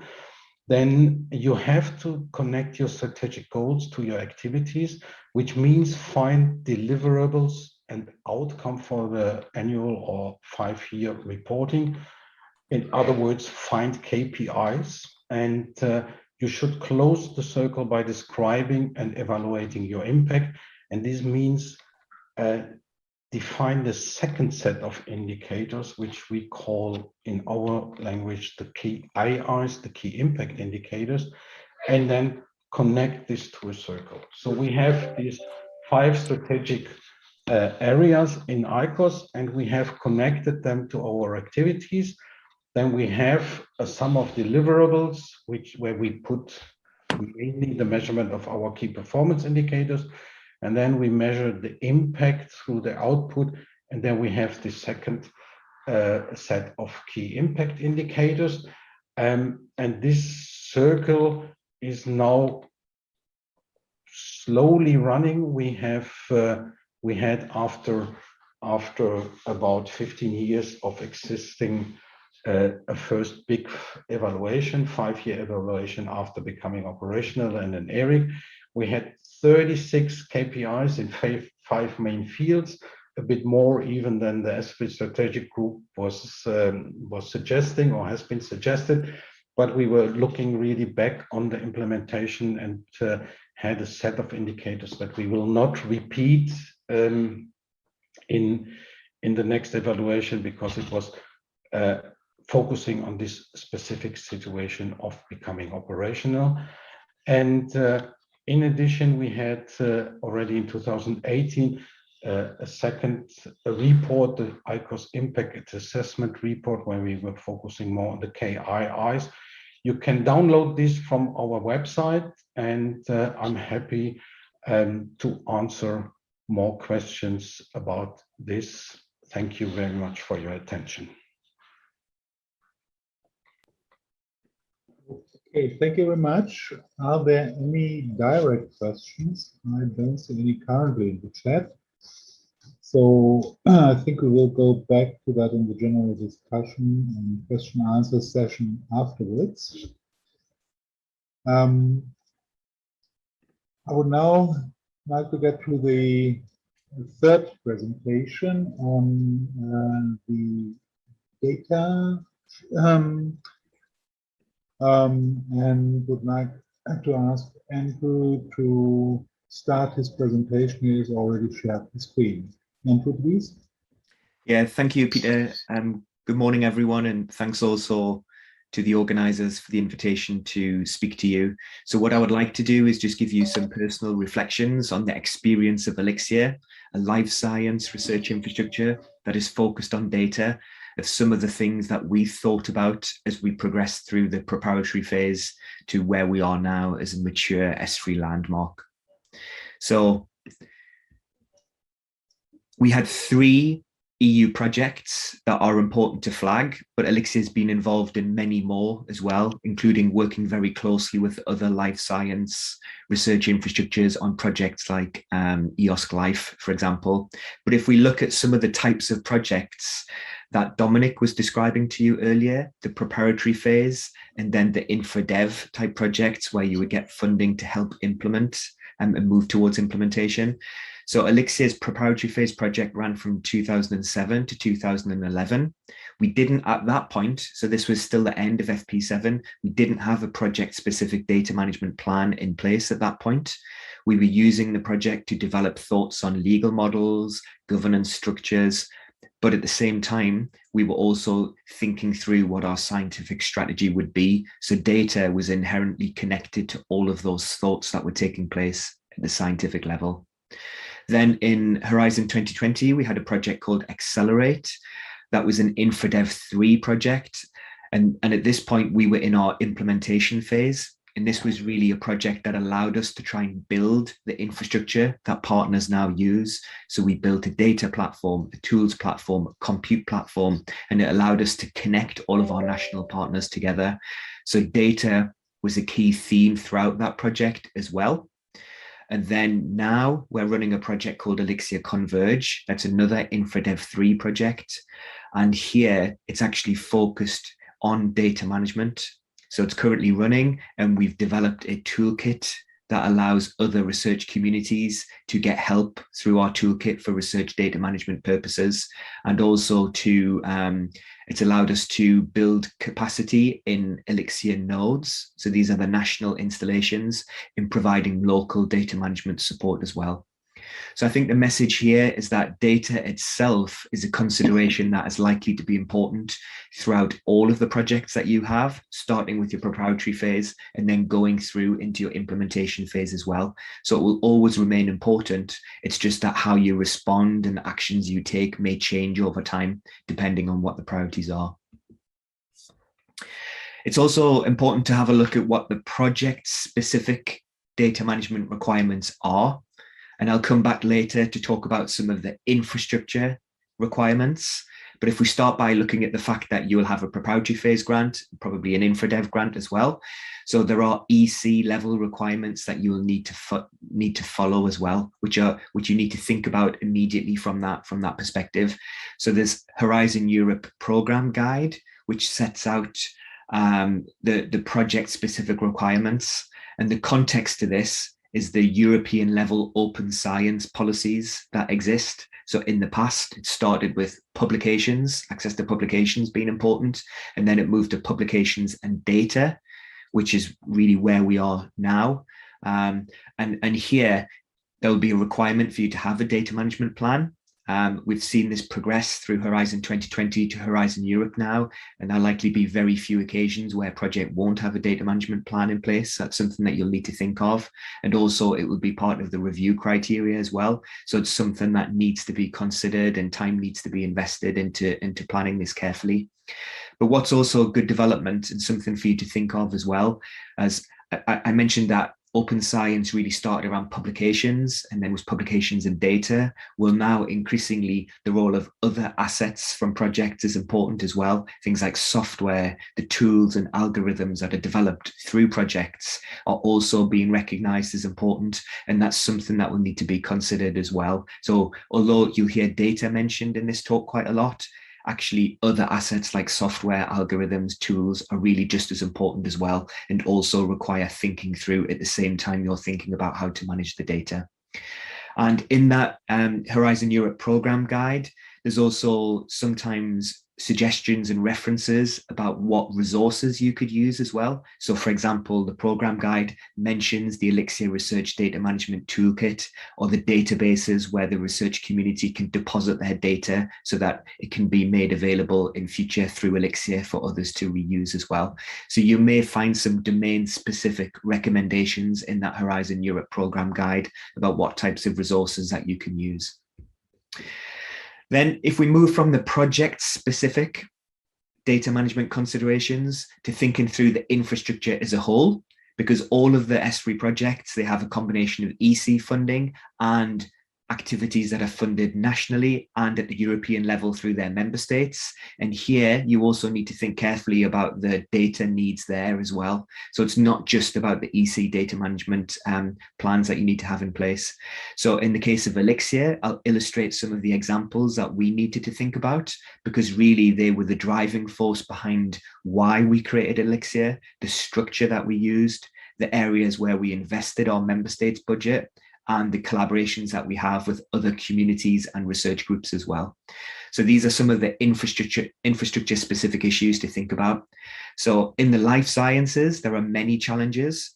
It's not just the volumes of data that are growing, but that is an issue as well. It's why we need to bring countries together to be able to coordinate a response to the increasing volumes of data. But we also see in the life sciences a huge diversity in data as well. And that's one of the challenges. It means that these different data sets need to be interoperable with each other. There needs to be standards to make it easier for researchers to compare them, ontologies that make it easier for, and metadata that make it easier for researchers to know that they're talking about the same areas. And this goes from human data through to biodiversity. So you can imagine there's huge diversity in the data sets and some of the specific issues around them as well. And that's also why we needed to pull together those 200 institutes involved in Elixir to try and work through some of these standards as well. What we also see in the life sciences is that the data themselves come from research groups all around the world. So they could come from global research projects or national research projects or EU funded research projects as well.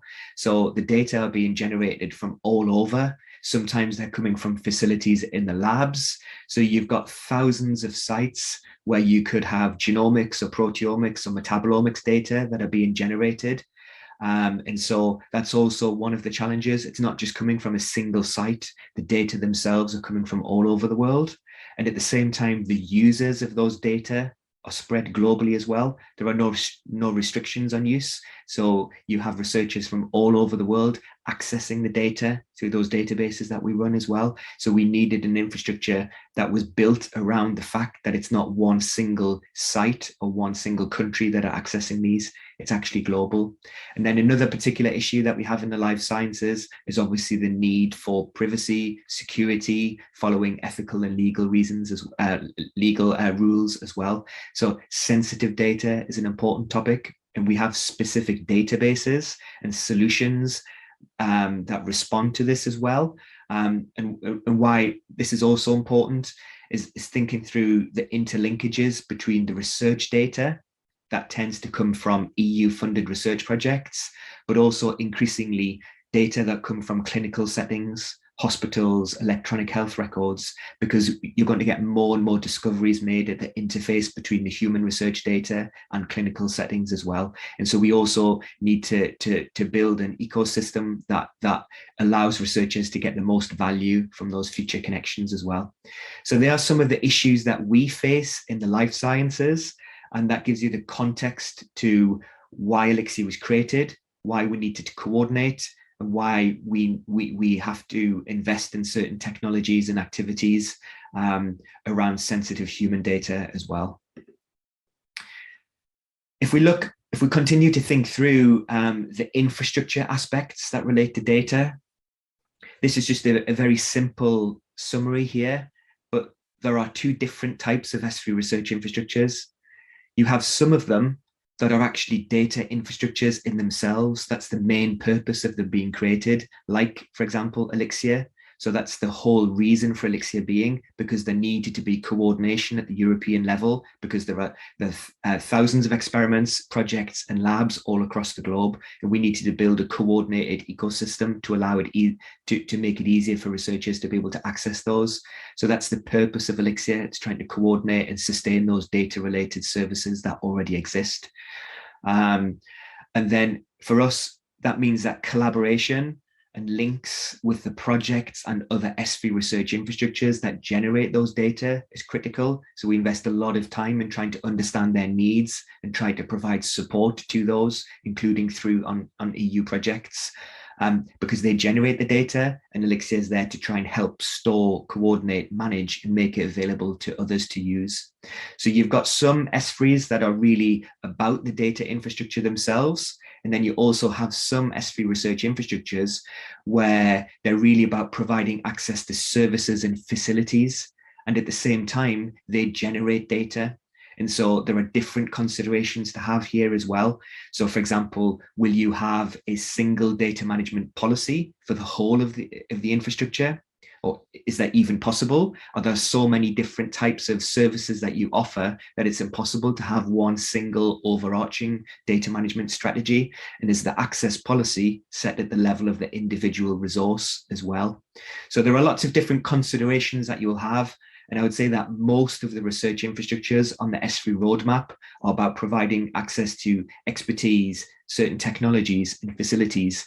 And in doing so, they generate data, they create data. And so sometimes they need to build their own solutions, or they can collaborate with and use solutions from other data infrastructures as well. So that's a really important thing to think of. And data is key to them both. It's just that the approach used could be different. And if we look at some of the other relevant EU level policies as well that are useful to bear in mind as you start thinking through your data management strategies.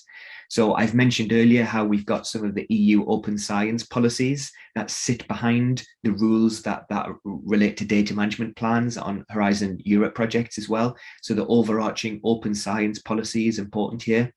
But there are also new opportunities through the European Open Science Cloud as well, in thinking through your contribution to and relationship with the European Open Science Cloud will be important here as well.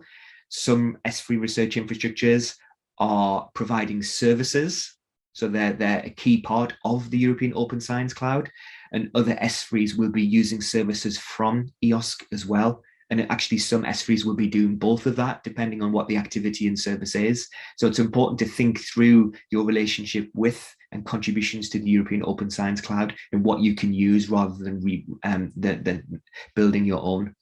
We also have developments around the EU data strategy as well.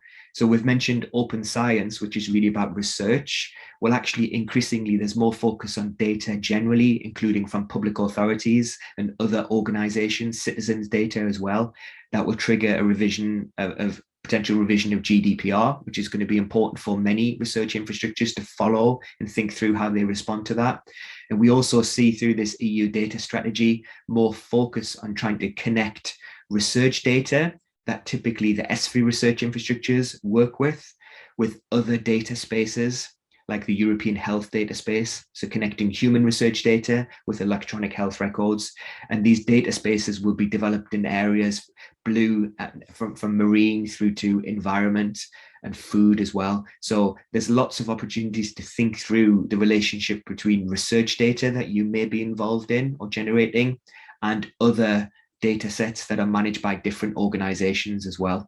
And then, of course, we've got the role of data through the ESFRI white paper, which was highlighted and stressed as one of the important factors to consider as research infrastructures go from their preparatory to their mature operational phases.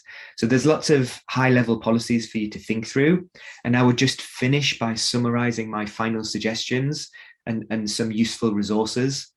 So I would say it's important for you to try and think through so when you're building or when you're planning your own data access or data management policies, have a look at comparable ESFRIs that already have them. So try and see what's already out there, and that's a good starting point for you. And also not just reviewing the data management policies that exist in other research infrastructures, but actually do they have databases, resources, tools that you could use, so you don't need to build your own. You can actually reuse certain components that are already out there. So if something exists, try and use it if you can. There are lots of data management tools that exist. Sometimes they're developed for certain domains. So for example, in the life sciences, we provide the Research Data Management Toolkit that can help people with their data management needs. But they exist for other scientific domains as well. So there's lots of guides and resources that you can use. Also for training as well, there are registries and portals that include online training courses in data management, like the Elixir TESS training program for life sciences, but they exist in other domains as well. And then finally, I will just mention a new project called RI Train Plus, which is really about trying to develop a curriculum for research infrastructure operators And in this second project of RI Train Plus, the theme of data management is going to be a more central part of the curriculum as well. And so you may have individuals that are in your research infrastructure that will have management and senior roles who may not be an expert currently in data management, and maybe they just want to get some basics. And so there could potentially be some developments in that project that could help as well. So that's where I'll finish, and I'll hand back to you now, Peter. Thank you very much, Andrew.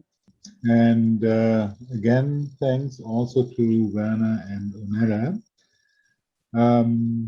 These three presentations were full of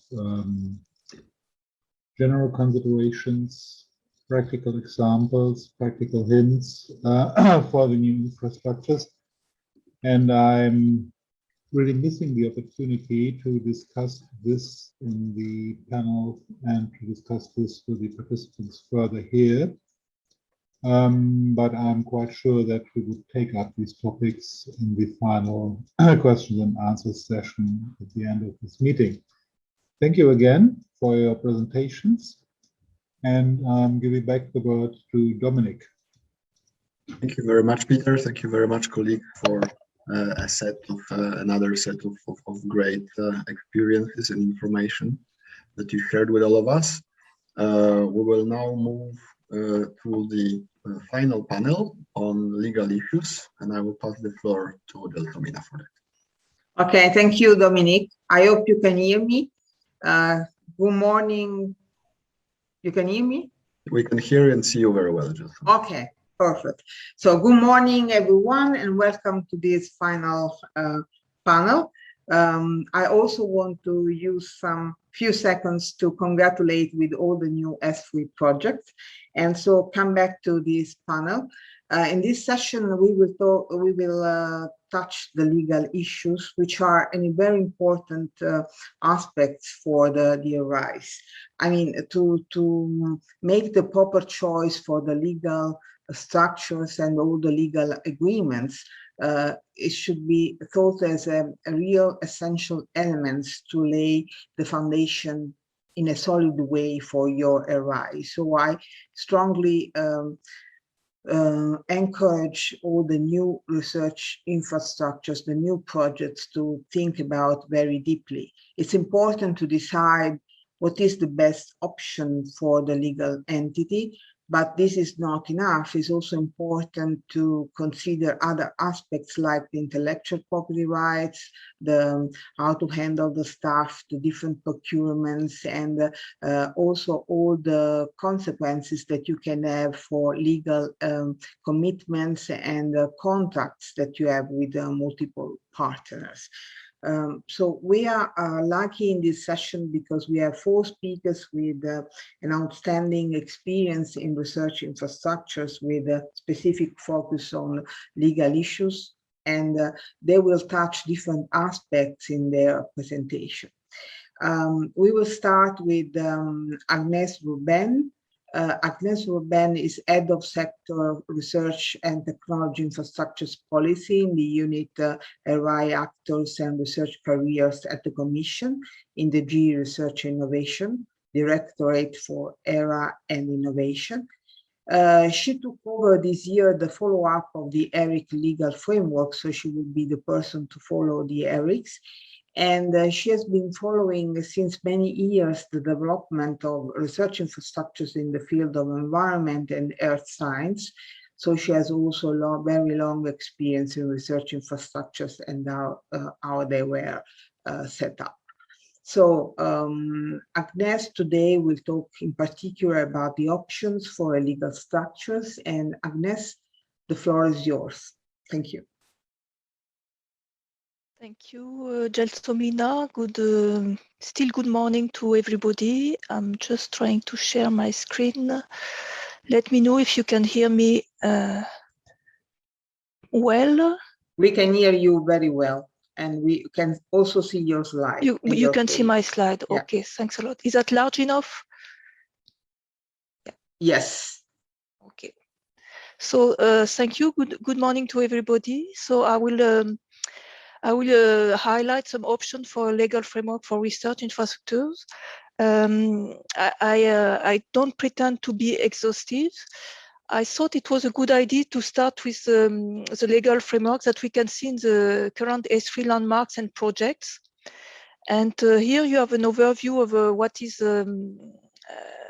what has been used for the already established, already implemented infrastructure, or some that are still a project.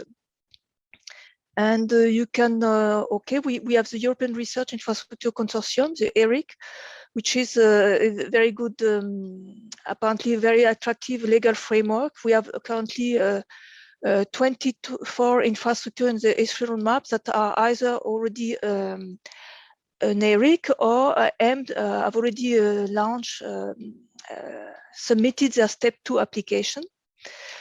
What is important to note is that among these 24, we can see that 22, so a huge majority, are distributed infrastructures. Actually, it's easier to see which one are not distributed. We have EoE, extreme light infrastructure, and the European spallation source that are considered as a single site in the sense of ESFRI, meaning it's either really single site or a few, very few dedicated complementary sites.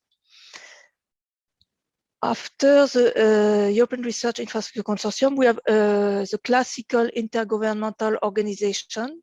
And in the ESFRI roadmap, you can see we have 6 all single site infrastructure that are listed here. Among this intergovernmental organization, 5 of them are actually members of Euro Forum, and ESCAO is the 6th one. The third consortium agreement, Elixir, third type of legal framework, Elixir, which is a consortium of member states and one international organization, EMBL. So with these 3 first type of legal framework, we see this framework where the members are countries or international organization, intergovernmental organization. So it's a first class of a legal framework, and it's important to keep in mind who are the members, countries, and possibly international or other intergovernmental organization. Coming after, we see that the Association Internationale Sans But Lucratif, Belgium, under Belgium law, ISBL, is also quite attractive. We have currently six infrastructure in the ESFRI roadmaps that are already with this legal framework, including the 2 new ones that joined the roadmap this year, eBrands and Operas. So these are non-profit, not-for-profit organization. We have now, would like to mention the ESCAT Scientific Association, which is also a non-for-profit organization, this time under the Swedish law. And this is really specific to ESCAT, and it's this legal framework is firstly under the Swedish law, but is also registered in Norway and Finland. So it's quite specific. Then we come to a third form of a non-profit organization, which is under the German law, that is used for CTA. We have another German law, more general GmbH, which is a limited liability, but not no restriction about being not non-profit organization, which is currently used by 2 infrastructure, Infrafrontier and 1 single site, FAIR. Last, in ESFRI, we can see that we have also one infrastructure which is under French law, GANIL, which is an economic interest grouping with the future Spiral 2. So it's important really to make the distinction between these different legal frameworks, those that have as members countries and international organizations, and then the different organizations that are under a specific national law and which members are in principle not countries that are institution, in particular research organization institution, or even other type of members. So we see that we have infrastructure, ERIC very much in the top list, but during your preparatory phase, it's important that you have in mind that there are many different legal framework, possible legal framework, including beyond those that you can see now. And you will have to decide what is best for your specific research infrastructure. And I'm coming to my second slide, where I've tried to make a synthesis of the typical pros and cons of the most used legal framework. So I've just limited myself to the intergovernmental organization, to the ERIC and to the IESBL under the Belgian law, but there are other forms. So starting with the intergovernmental organization, typically what is considered as a strength is the flexibility that you have with this legal framework. It can really be tailor-made to fit the specific needs of your research infrastructures. Another advantage, another strength is that there is already a large experience for, in particular, very large research infrastructures, typically single-site research infrastructures. And we know very famous example. Another class aspect that is typically considered as a really strength of this intergovernmental organization is it is bringing really sustainability with clear commitments by governments. And it's really a strength when you have large investments, expected joint investment by different countries that are needed to create or to develop your research infrastructure. Another strength is that it's a truly international legal personality. So that's also very much to keep in mind when you have your infrastructure will have to call for pooling resource for commitment from different countries in Europe and in particular beyond Europe. It has also some privileges and immunities. So it's not an exhaustive list, but it's really the typical strengths that you will that are highlighted by most research infrastructure when considering this type of legal framework. There are some weaknesses, and here again it's very much indicative because it strongly depends on your research infrastructure, on the nature of your research infrastructure, and on its objective. General weakness of this intergovernmental organization could be that it can be extremely lengthy preparation and lengthy ratification procedures. Some infrastructure have noted that in some cases it can generate, have some induce some costly staff. So I'm not sure about that, but just to mention that depending on infrastructure, we can see that some aspects are highlighted or not, and some weakness or strengths are very specific on the analysis done by a specific research infrastructure. The same for membership. So it's depending on the type of infrastructure, it can be a very strong strength that you have the commitment of governments, that you have a membership as government level, but in some other case, it's not necessarily needed and it becomes hard level of complexity. So really keep in mind, depending on your infrastructure, what is a pro, what is a cons. Now I'm moving to the European Research Infrastructure Consortium. One typical strength is that it has been designed for research infrastructure. It's really a tool, a framework that is specific to research infrastructure. And so this is bringing some strengths when you will consider which best legal framework fit for your research infrastructure. In general, it's considered as also a strong strength that it's a truly European venture. In some other infrastructure where the international dimension is really essential, it's not the case, of course. Also, like for intergovernmental organization, you have really room for flexibility to adapt to your specific research infrastructure, and that's important as well. There are also some privileges and exemptions that are quite equivalent to those that intergovernmental organization might benefit. Another strength, for example, compared to intergovernmental organization, is that in general there is it can be quite fast to process the establishment of the new infrastructure. On the side of the weaknesses, for some infrastructure, the fact that it's a truly European venture can be a weakness. So you have to ask yourself, what is the scope and of your infrastructure, in particular at the beginning when you will establish it? Do you really want to attract many third countries outside Europe?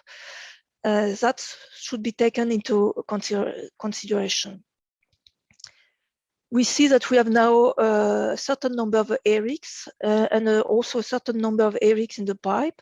So it's become quite a familiar legal form for, in particular, European countries. Still, it's quite a new legal form. So we know that there are some recurrent issues, some challenges when setting up an ERIC.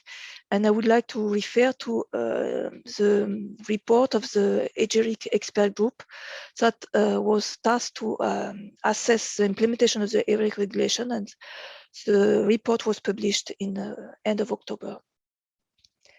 Again, membership depends on the nature of the infrastructure. So truly European, recognized in all EU member states, a very strong strength, but in some cases, it might not be what you need really for your research infrastructure. The last presented here, the non-profit organization under Belgian law, ISBL. So again, we have some typical strengths for this type of legal framework. First, also it's association. It has a full legal personality. It shows some strong flexibility about the type of status, the content of the status, about the governance. It also can be very fast in for the establishment, and it also benefit from some tax exemption. As weaknesses, it can be considered as a weakness to be under national law. So it's something to really consider for your research infrastructure. It might, typically it's not always considered appropriate if you have to make large investment, if you are pooling resources and you require large investment to create your new infrastructures. And it's in general not the legal framework that is used, because you don't have really strong you don't have governmental commitments. So that's really something important to take into consideration. I don't have time to enter too much in detail. There are other forms, European interest group, economic interest group, other national law legal framework, foundation, profit or not profit association. What is important for you for your preparatory phase project is that to know that before you, there were other preparatory phase projects. That in these projects, they have already made quite detailed analysis of the strengths and weaknesses of the different legal forms. So much more details than what you can see in this slide. So it's important that you take stock of what has been done by your predecessors, and you take you contact in particular those infrastructures that are quite close to your own infrastructure. So whether it's a single site or a very distributed infrastructure, very much European, or on the contrary, strongly international research infrastructure. So depending on the type of infrastructure, to approach the most similar infrastructure and to benefit of the work that has already been done. It's really important. Also, I will maybe say a few words on the ERIC, because it's where we have some more, that's the one that is most used currently in the ESFRI roadmap. Just to remind a few important the nature of the ERIC, about memberships, as already said. These are not, you cannot have an ERIC research organization or an institution. This must be only countries and intergovernmental organization. Of course, what is quite specific to ERIC compared to intergovernmental organization is that a country may be represented by one or more public entities or private entities with a public service mission. So depending on the ERIC, you might give a specific role, and you are, in principle, it's encouraged that you have allocate a specific role to the representing entities. Another point is that ERIC must have at all time have at least one member state and two other member states that are either member state, two other countries that are either member state or associated countries. Of course, other third countries can be members, but then you really have to keep in mind that the majority of the voting rights will remain with the member state and the associated countries. Also, keep in mind that in case the ERIC is hosted by a member state, any proposal to amend the statutes should require the agreement of the majority of the member states. So in the ERIC, member states and associated countries are more or less on an equal basis. They have exactly the same right, but there is some minor restriction, and here this is the case if you have an ERIC hosted by a member state. Also to remind what is quite specific to the ERIC, the applicable law and jurisdiction. So firstly, for the internal functioning, the EU law is the first law that is applicable. Secondly, the law of the state where the ERIC has its statutory seats. And third, the ERIC statutes and also its implementing rules. About jurisdiction, Court of Justice of the European Communities, and the community legislation on jurisdiction in case of dispute between ERICs and third parties. Just also to highlight the international dimension of ERICs. So here we have an overview of the third countries currently involved in the ERICs. And here I'm referring to all ERICs, including those that are not in the ESFRI roadmap. So you can see that most non-member states are actually associated countries in the ERICs. Associated countries in the sense of Horizon 2020 Association Agreement and in the sense of the Withdrawal Agreement for UK. So some countries considered as associated countries are hosting an ERIC. We have Norway and UK. You can see the list of countries which are member of an ERIC. And the only countries that is not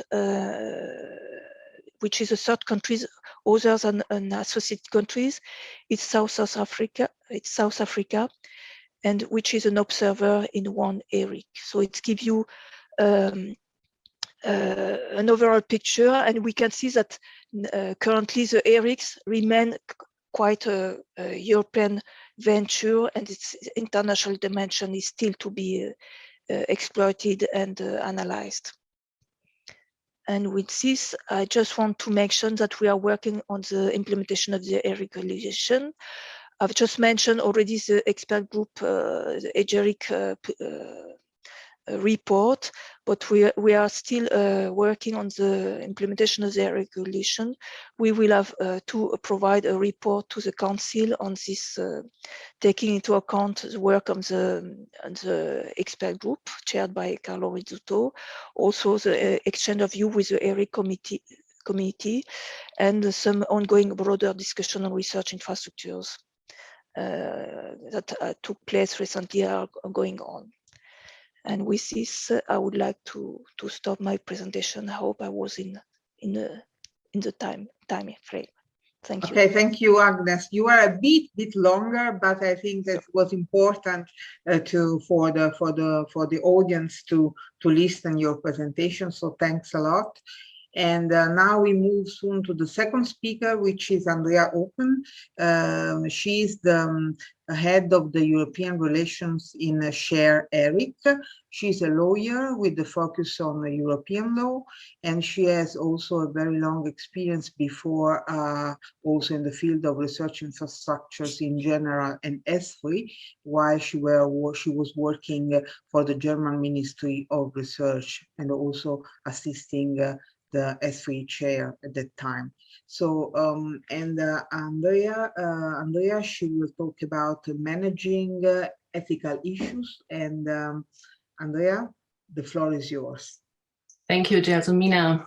I will share my screen with you.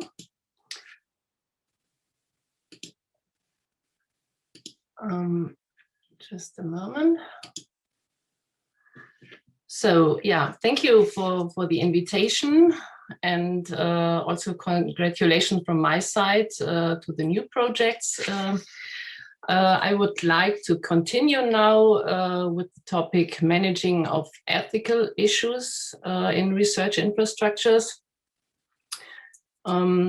As a researcher or research manager, you will come across that topic sooner or later on the EU or national or even the international level, with possible effects on the operation of your infrastructure, of the implementation of grants, or also publications, and to which extent that might vary from might vary depending on the respective scientific domain. Andrew before mentioned that ethics has also a great effect on the life science.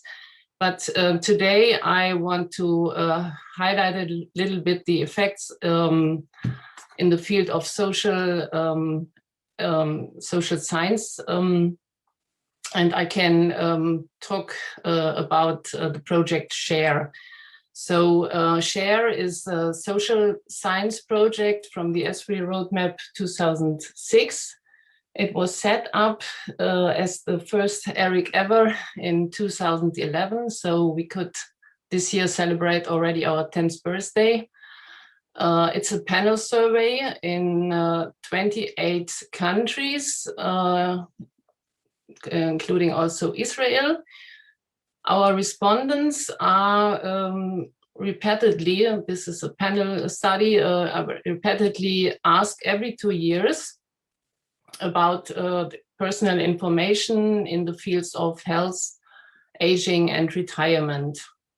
Important to know is also that the survey is conducted as face-to-face interview by commissioned survey agencies, and the release data are provided free of charge to the whole scientific community. Commercial use is not allowed. And SHARE has a very big socio-economic impact also in the field of evidence-based policies. So why do we have actually an ethical issue in SHARE? This is obvious because our research is really focused on human participants. Our respondents entrust us for scientific purposes with their very personal circumstances and life decisions. That imposes a special responsibility on us with respect to the integrity and also the personal data of the respondents.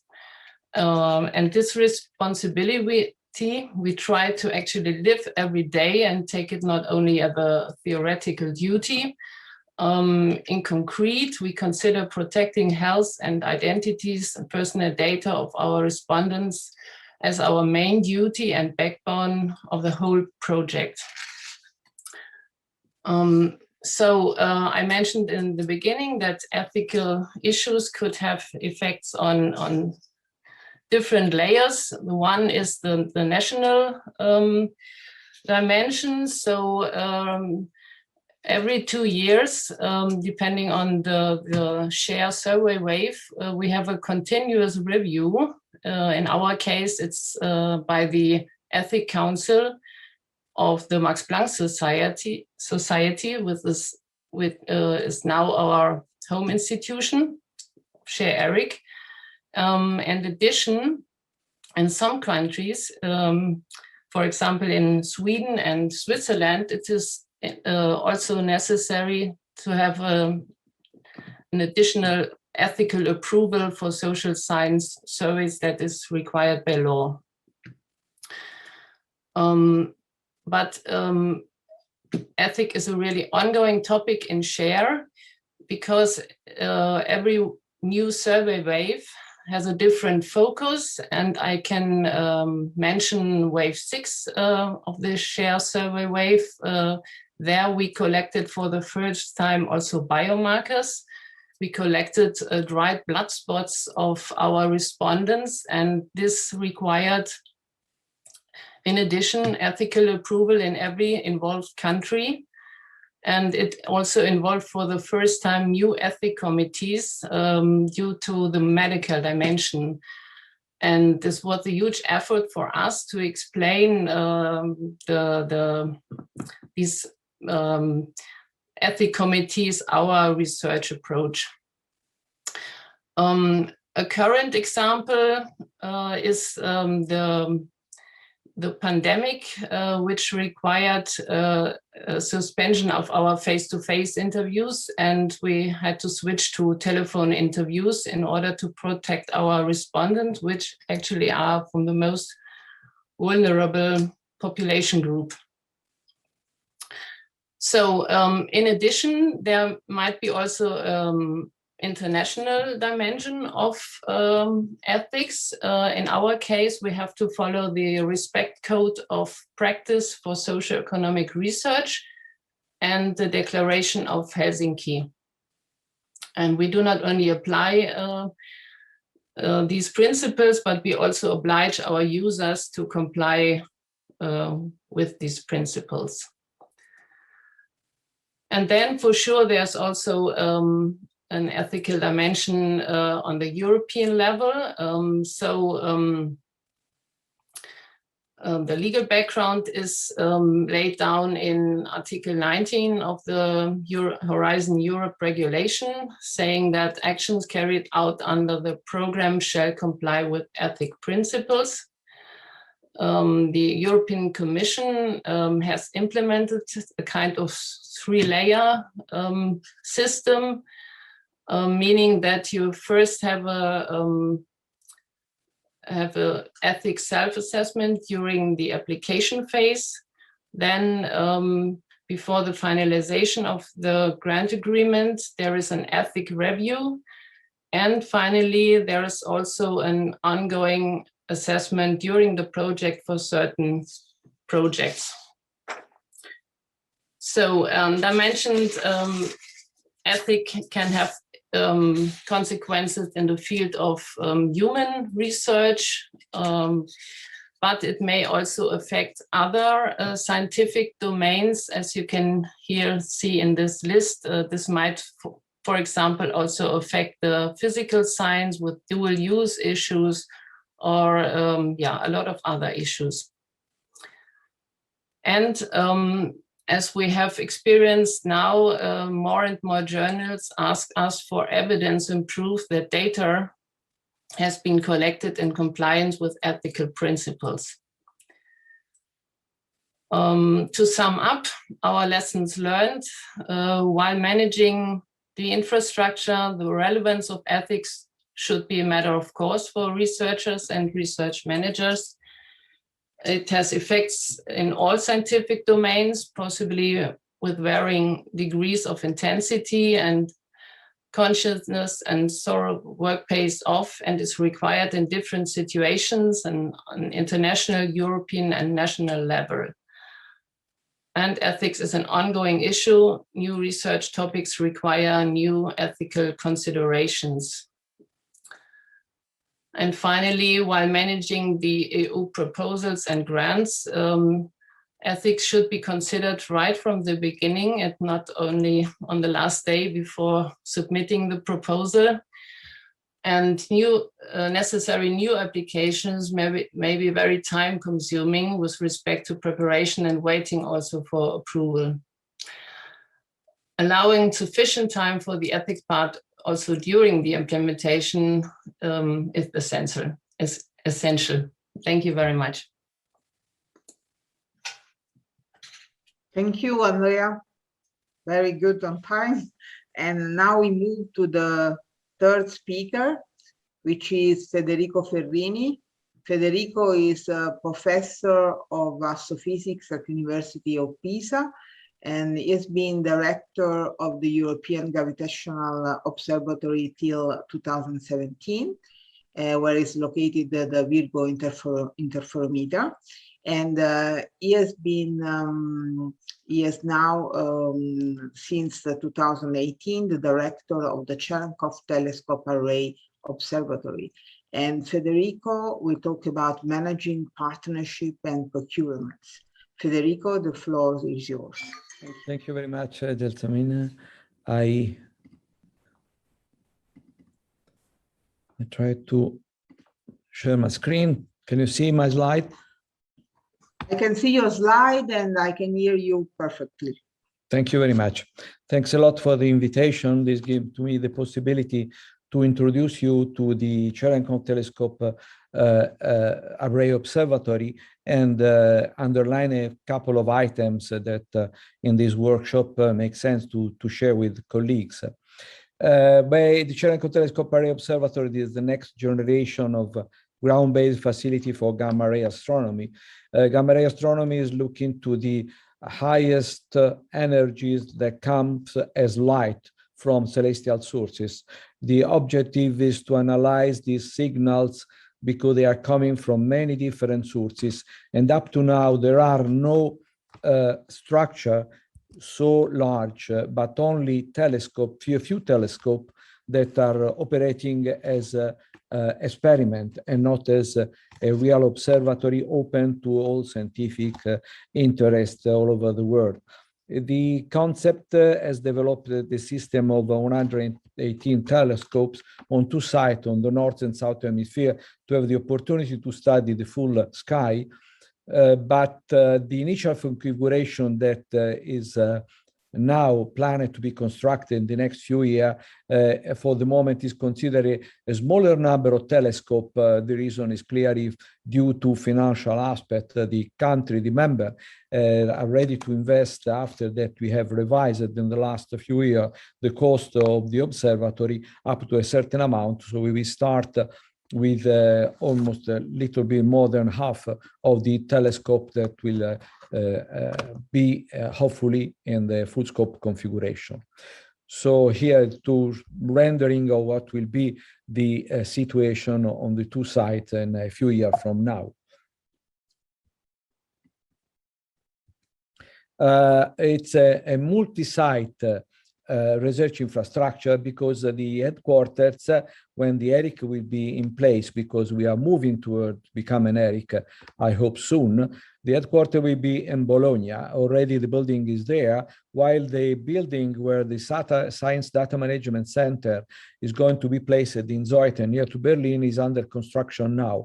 The two sites are located in a very specific place in the world. There were excellent astronomical sky condition. One is in the island of La Palma in Canary Island in Spain, and the other one is in Chile near the ESO observatories.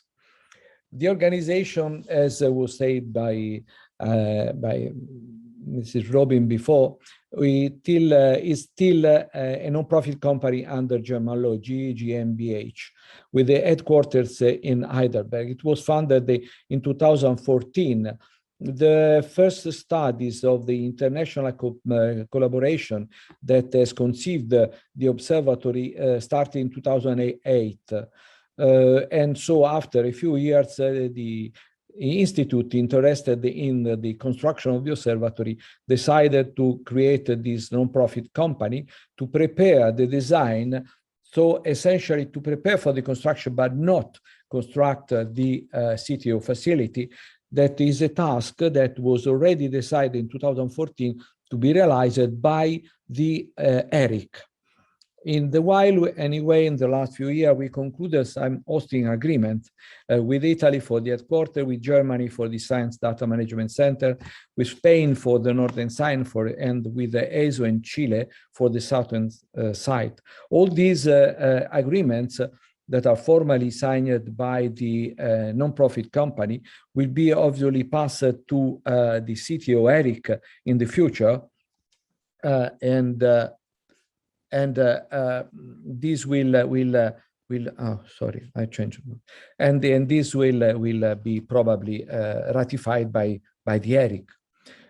Here is the present membership of GmbH. You see, the shareholders are essentially institutes that a few countries are represented by a couple of institutes, and there are also associate members. Now the participation to the GmbH is also considering institute not in Europe, like the Astronomy Australia Limited and the University of Tokyo, and in South Africa, the National Research Foundation. There is also an international organization that is a shareholder, the European Saturn Observatory, that also will be one of the hosting sites of the future observatory. Going toward the ERIC status, from 2018 till now, there's been the Board of Governmental Representatives of various countries that are present as represented by institute in the GmbH, has discussed and prepared the status for the future organization. This has been approved in September this year, so it's quite recent, the preparation for the step 2, and I'm convinced that in the next couple of months, the formalized participation of at least 3 member states will arrive to the hosting country of the ERIC, that is Italy, allowing them to present the final application to the European Commission, I hope, in January. Now the participation is 9 countries as recognized and officially presented their interest to become members. 2 are interested to become observer. 1 is interested to be a strategic partner, and another country want to create a third-party agreement in when this will be possible. It's quite interesting the fact that for the moment Switzerland is interested to become an observer, but is planning to become a member in a few years, while University of Tokyo is going to formalize its participation as a strategic partner. There are also other countries that are interested. I'm sorry, I go back to one slide that I have not shown to you, but you here see the scientific community is behind the observatory is extended well beyond Europe. There are scientists that are involved in the concept and the preparation of the instrumentation and all the scientific component of the observatory. They are distributed over 25 countries. In particular, for example, the United States, there is the National Science Foundation that has included as one of the priority in the decadal survey that was published just a few weeks ago, the participation to the Cherry Telescope Array Observatory. So there are interesting options to enlarge the membership. There is also another question quite interesting, the fact that there are countries, institutes in countries that are not members, but already has participated to the construction of the first telescope that is installed in La Palma. This is for the moment a prototype, because only after the ERIC will be in place, the observatory is allowed to accept this as a first telescope of the array. But there are countries like Croatia, Bulgaria, India, Brazil that are contributing to this prototype. So there is this question how to manage their future participation to the observatory. Also from the financial point of view, this has some influence about the membership, because it was decided at the beginning that in-kind contribution should be at least of the order of 70%. So in particular, a telescope will be provided as in-kind contribution, part of the software and computing, and part of the, and also including the cost of the personnel that is preparing the hardware and the software for the observatory. The centralized budget of the order of 30% will be responsible for the infrastructure, part of software and computing, paying the salaries of the observatory staff and the current cost on the fourth site, obviously. But this is a quite complex situation, because clearly having such a large fraction of in-kind contribution, considering that the instrumentation is not just an ensemble of telescope, but there is a very complex network behind the telescope that are operating not a single instrument, but in a network that is really complex to manage only with a centralized budget is a fraction of the total. So some consideration about managing partnership. We will operate as a global research infrastructure, so open to science all over the world, so well beyond Europe, because this will be the only observatory for this specific radiation coming from celestial sources. A fraction of observing time, quite relevant, will be available to scientists from members and the other contributors to construction. A smaller fraction of observing time will be available to scientists that are not affiliated to members. So this clearly, there is some privilege that is maintained to the country that participate into the construction. Anyway, the data after 1 year of property reserved to the teams that are taking the data, then the data will be open to all over the world. So will be made after this proprietary period will be available to all science all over the world.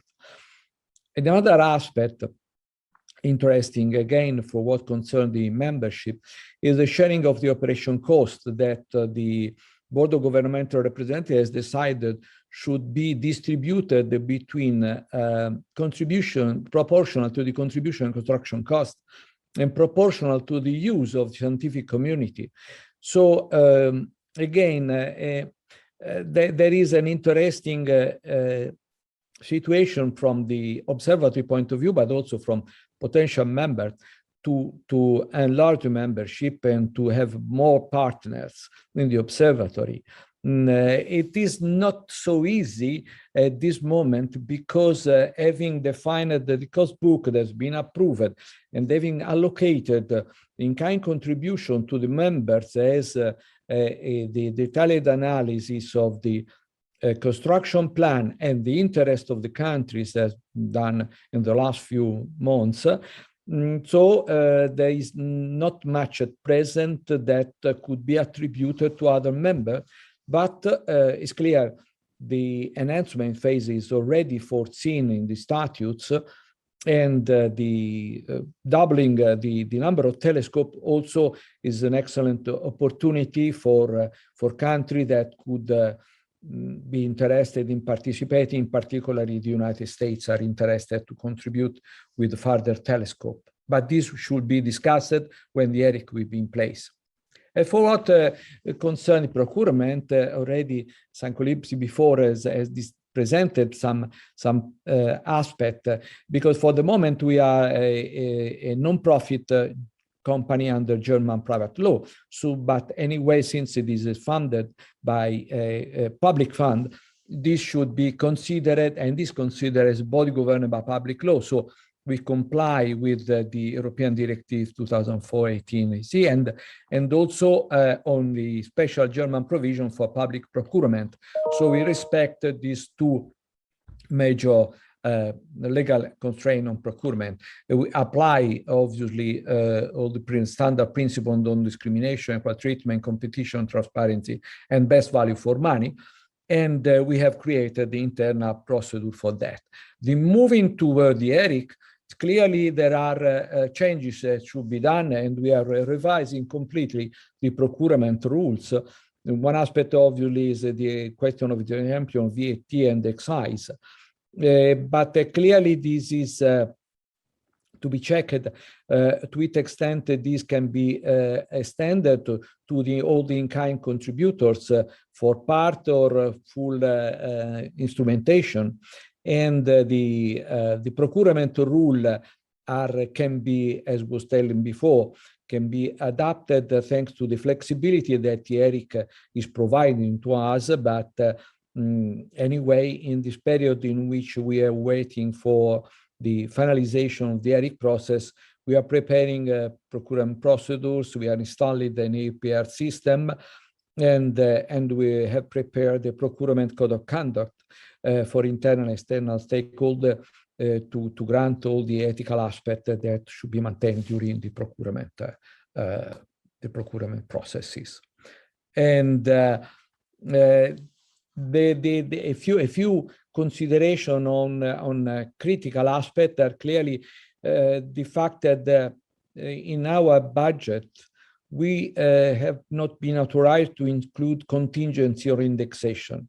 So a central organization control only 30% of the total budget should have the possibility to control as much as possible also the rest of the investment that should be done to avoid, to mitigate the risk of being in a critical situation for the construction of the observatory. Obviously, reducing the number of telescopes is not ideal in this perspective. Just a couple of comments. For the construction infrastructure on the north side, this is in charge of Spain, the Instituto de Astronomía de Canarias, that is doing the infrastructure. So the central organization, no direct control, but anyway, very well organized by ISC. For a concern the south side, we will go through the ESO procurement service in Chile, and this simplify a lot our situation to move in a quite complex and different environment like is Chile with respect to Europe, obviously, and this is under our direct control.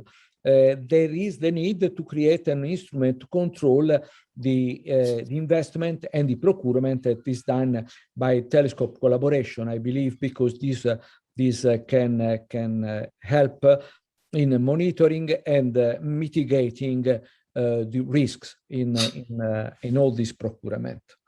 And with that, I conclude. Thank you very much. Thanks a lot, Federico. We don't have time for questions, so we move directly to the last speaker. Last but not least, the last speaker is John Womersley. John is a physicist. He has worked on large experiments in the United States and at CERN. He was also the head of the STFC in UK. He served as UK delegate to ESFRI, and also was chair of ESFRI between 2014 and 2016. And he has recently completed the 5-year term as Director General of the European Spallation Source. So John has a lot of experience with large research infrastructures, and he will talk today about staff and human resources matters. John, the floor is yours. Thank you. And I am going to ask if the stress-free folk could share my slides, because I'm having problems with Zoom. It wants me to close the app and reopen, and I don't think that would be a smart thing to do right now. In the meantime, I can tell you, John, that I can see you and I can hear you. I know, I'm perfectly. here. Everything's working. I have to do something to change my system preferences, and I don't want to do that. It will, do you have them? If not, I will do this. Just a second, they're coming. Yeah, sure. Thank you very much.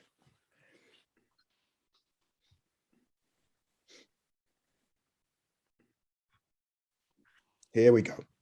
Thank you. That is really good. So I'm going to talk about staff and HR issues based mainly on experience from the European Spallation Source, but also what I've seen from some other large research infrastructures. Next slide, please. ESS is a large single-sited, and it's quite a technically challenging research infrastructure, similar perhaps to the CTA observatory that we just heard about from Federico. It's a greenfield site, though it's located next to a university in southern Sweden, in Lund. So the major staffing challenge for ESS was to build up the skills that were necessary. And this was addressed by recruiting very widely. We wanted just to attract the talent, and we were not so concerned about ensuring a particular balance of nationalities. So we recruited very widely. There was no restriction that the staff should come from participating countries. And in fact, ESS has now staff from 50 countries. So from the United States, from Canada, from China, from India, from Australia. That's good. More than half of the staff moved to Sweden in order to participate in the project, and that was one of the original goals. The breakdown is that roughly 40% of the staff is from the host country. And that, without wanting to sound stereotypical, those staff tend to be in the sorts of roles that are more commonly found also in industry. For example, maintaining the buildings, the staff, HR people, the communications people, the finance people. Those are not scientifically particular to the kind of research infrastructure that we're doing. 40% come from other European countries and 20% come from the rest of the world. So it's very diverse. And the bar chart shows recruitment continued over a 5-year period of construction. And we made fairly strong efforts to keep a good diversity of staff, especially in the balance between male and female staff. The recruitment policy insisted that we did not ever have an all-male shortlist when we were interviewing for roles, for example. Next slide, please. Yeah, so as I said, about 60% of the staff relocated to Lund to work at ESS. And as a large research infrastructure, this was several hundred people moving with their families, and in many cases with their children, and often with partners who needed to work. So our major intervention to facilitate this was a generous relocation allowance, benefits, helping people relocate, move into the Swedish system, language classes, and the host country provided help and support. There was no special tax situation, however, for ESS staff.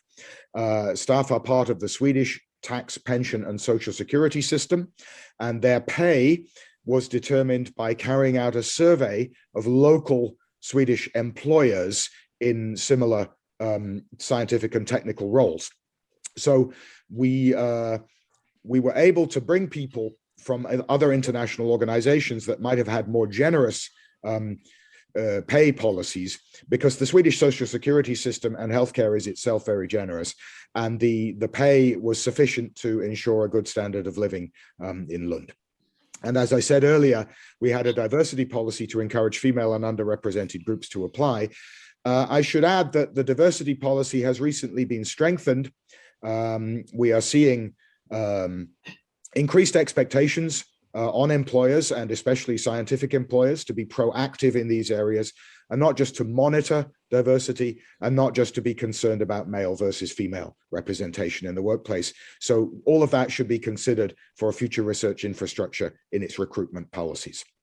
Next slide, please. Yeah, so some challenges, and these are perhaps the most important lessons. The major challenge is encapsulated in the first bullet. The staff that you need in each phase of the life cycle have the skills necessary to deliver that phase of the life cycle. And so during construction, we needed a lot of people with skill in constructing a large technical research infrastructure. Those were not the same people who had designed it, and they will not be the same people who operate it. So you need to think about flexibility in your staffing plan. And this is true whether you have 50 people, 5 people, or 500 people. The skills that are necessary at each phase, in the prep phase, in the implementation phase, and then in the operation phase, will not be identical. Some people can be retrained, some people can learn new skills, but others are hired because of their skills. And you need to think about how to manage the expectations appropriately.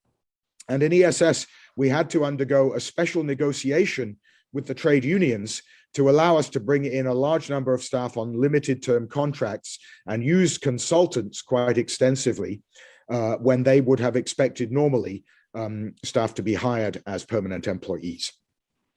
At the start of the project, it was also quite hard to persuade middle career experts to come to a project that was still uncertain at that time. And you will have this, you will face this issue in the preparatory phase. You will need people with experience, but they will probably not be willing to move permanently until they see the ERIC or the legal structures in place with some guarantee of long-term employment. So we used a mixture of relatively junior people with permanent contracts because junior people appear to be more willing to take risks with their careers, and more senior staff on time and limited secondments and consultants. In some cases, people who were looking for a career break from another research facility.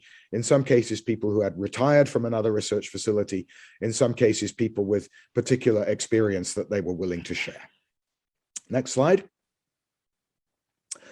So this approach was probably unavoidable, but then it creates the problem that the permanent staff who tended to be more junior hadn't been through the process of building or commissioning a big facility.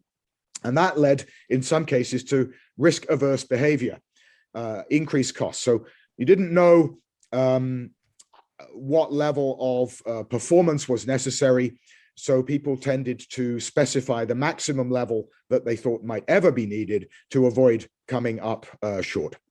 And later, of course, we hired people with more experience, and the existing staff expected to be the bosses. I would not write that down, but that was in many cases the expectation because they had been there longer. And then you have to think, how do you create a situation where you can bring in new managers, perhaps on top of your existing staff? And that is not always a straightforward thing to do with maintaining good staff relations. We also had significant in-kind contributions, just as Federico described for the CTA. And we had some issues, and I'm sure Federico will too, where the in-kind contributors had a lot more experience than the ESS staff because they had been doing this kind of science for much longer. And they didn't always think it made sense to follow the ESS design decisions because they believed that they knew better and had more experience there. So we had some issues about enforcing standardization and a single approach to doing things, because in many cases we were seen as young and inexperienced and new to the business. Next slide. And you're not just building a staff with an HR system, you're building a culture for the research infrastructure. The organization that is put in place will need to build up its own ways of working, simple things like how to run meetings and how to make decisions, how much technical risk to accept. And the seconded staff and the consultants won't create that institutional culture. Having staff from a wide range of backgrounds is great, but it's also a recipe for lots of disagreements because they have different ways of working from different experiences, some in industry, some in universities, some in cultures that have a lot of risk, and some that don't. And academic staff are a special pleasure to work with. They're extremely creative, but not straightforward to manage. In many cases, your scientific staff will not want to be told what to do. They'll need to be persuaded and influenced, and they can come with expectations about freedom, for example, freedom to do their own research, which may suit a university, but they're really not appropriate for a research infrastructure, which is providing services for other users and not a research institute free to do its own work. So final slide, just to conclude. I've listed lots of challenges and lots of problems, but I want to conclude, especially because it's this last presentation this morning, on a very positive note. Because for me, when I was director of a research infrastructure, working with the staff was one of the greatest pleasures of the job. Staffing is an opportunity much more than a challenge, because for a research infrastructure like ESS, and I hope for most of yours too, every staff member will have made a conscious choice to work on the project.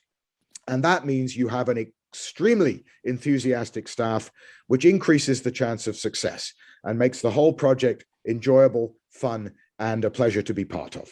So that's my conclusion. Thank you very much, everybody. Thanks a lot, John, and thanks in particular for this last slide. I mean, people are the most important part in research infrastructures, no doubt about that. Okay, thank you. I would like also to thank all the other speakers of these sessions. I think that we touched a lot of very important points. I hope that this will be useful for the new ESFRI project. I've seen some questions in the chat, but we close now the session because there will be a session for questions and answers later on. Thank you to all, and I pass the floor to Dominic, I think. Thank you. Thank you very much, Elsamina. Thank you very much for these, to all of you for these very rich interventions. Now we are a little bit late because we had so much interesting content. So maybe now I will pass very quickly the floor to Yanis. At the same time, I think that quite a lot of questions have already been answered in the chat. So Yanis, I think my colleagues here can support you with the questions that are remaining, and let's try to go through them. And if there are any additional questions, we still have, 15-20 minutes that we can use for those. Great. Thank you very much, Dominic. We'll go now to the QA questions, and I have the questions that have not been answered, so to speak. Of course, if you have more questions that come up as part of, because of the answers that are given now, or because you didn't have the time to put them in the chat, and then they will be feeding back to me. So the first question from the first session actually is for you, Dominic, from Ralph Assman from Eupraxia.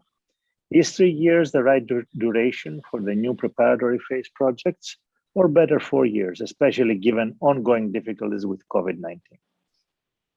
Thank you, Yanis. I will be very short on this. Well, I think that the right duration has to be found by the given RI project. So, I mean, what is right for you, this is the kind of duration that we should foresee for the project. Now, of course, you need to take into account also that the longer the project is, the more thinly you will need to spread the EU funding, because the EU funding cannot be increased. So keeping that in mind, I think either 3 or 4 years is completely fine. We have some individual cases of RIs that had a 5-year preparatory phase, or even extended by a year longer. But I think that, you know, keeping the momentum and keeping the focus of the work, and also substantial resources that you would have available every year from EU funding, probably 4 years is the maximum for which I would advise to go. Thanks. Sounds good. Thank you. And then the experience is the right way to follow. I mean, it's not the beginning. Many projects have treaded this path. So ask around, and things will be answered. Okay, for panel 1, this question was already answered in the chat, but it looks like several people have not read it. So let me pose it again, and Marjorie can respond quickly from Actress. The question comes from Guy Willis of Copybrains. Marjorie, you showed a slide showing meetings of interim council, which implied it took a year to decide on ERIC structure. Then you showed an internal structure slide, which you said should mirror the final legal structure as closely as possible. Did you actually start with an ERIC in mind, or was this decided only during the PPP, which is a question of interest for the brains, I'm sure. So Marjorie?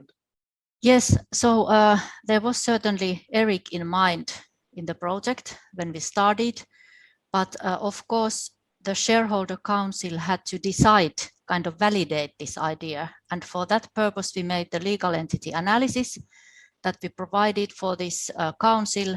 It was on their table on the very beginning. And based on that, they then decided that, okay, we are going for an ERIC. And that in a way gave us a mandate in the project to start preparing the ERIC. Because after that, your thinking is focusing on those documents and foundational documents that are needed for in the ERIC. And in that one picture, it was just a short section of the project showing that this council was meeting quite many times during that year, but the timeline of Actris was quite condensed, but regularly these kind of high-level councils meet once or twice per year.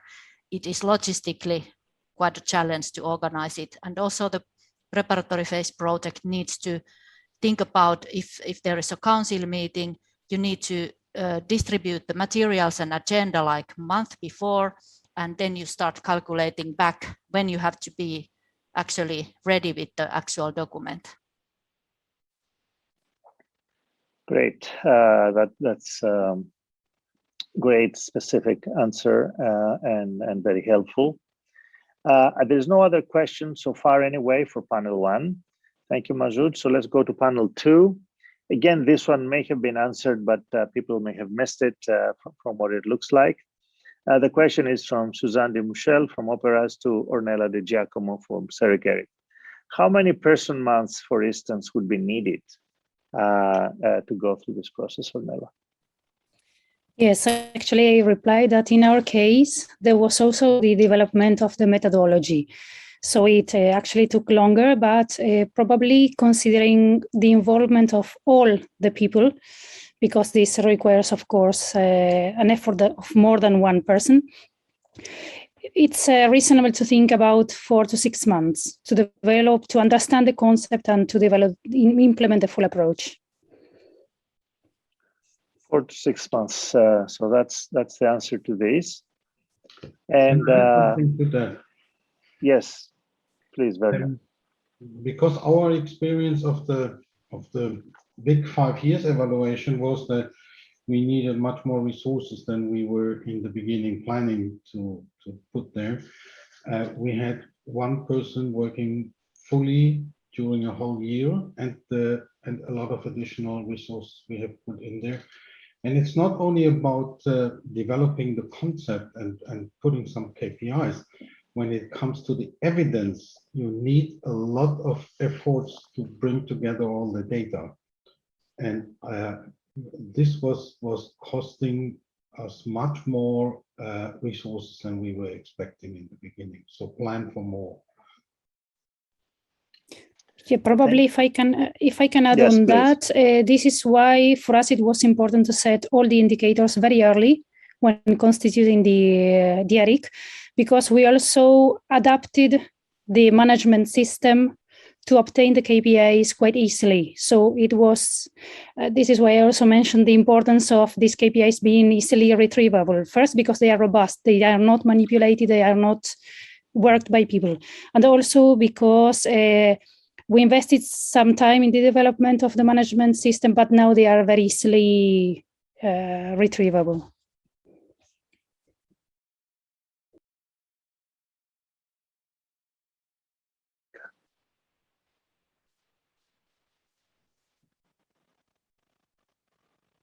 Thank you, Ornella. By the way, thank you, Werner, for jumping in. Some of these questions are targeted to a particular panelist, but there may be other answers from others' experiences. So, and that's a general question. So if anyone else wants to jump in, please do it now. Yeah, if you have to. Just yes. To elaborate, I think Yes, Werner. John. I think Werner made the point that your KPIs should match the expectations of your stakeholders, and they should match the strategy of the organization as well. So you should figure out what you're trying to do, and then think about how you can evaluate that, and then periodically go through an assessment exercise. In the case of ESS, we found it very helpful to start collecting data early, even before the construction of the facility had begun, because then we could capture the impacts over a long period, including things like communication impacts and how many mentions of the project appeared in the media. Those things start before you have even officially begun. So don't wait. And I think the preparatory phase, the activities when you're planning the business plan, you should also include an evaluation plan of how the implementation of the facility will be evaluated and monitored. You don't need to start doing it, but you need to have a plan for how you will. Thank you, John. Michael Andrew from Elixir, and please do be raising your little hand from the reactions so they can be coordinating. So Andrew, please, thank you for raising your hand. Thanks, Yanis. Yeah, I was just going to offer a perspective from Elixir on the theme of impact. So we decided about 3 years ago in Elixir to have a dedicated impact officer. And that's really helped to develop the methodology that we now use across Elixir. But actually, one of the challenges that we have now is embedding this in the national operations. So even when you've got somebody central, you actually need to make sure that the nodes themselves are resourced or have the capacity or will to be able to put things in place, because you can't necessarily do everything. In the case of Elixir, you can't do everything centrally.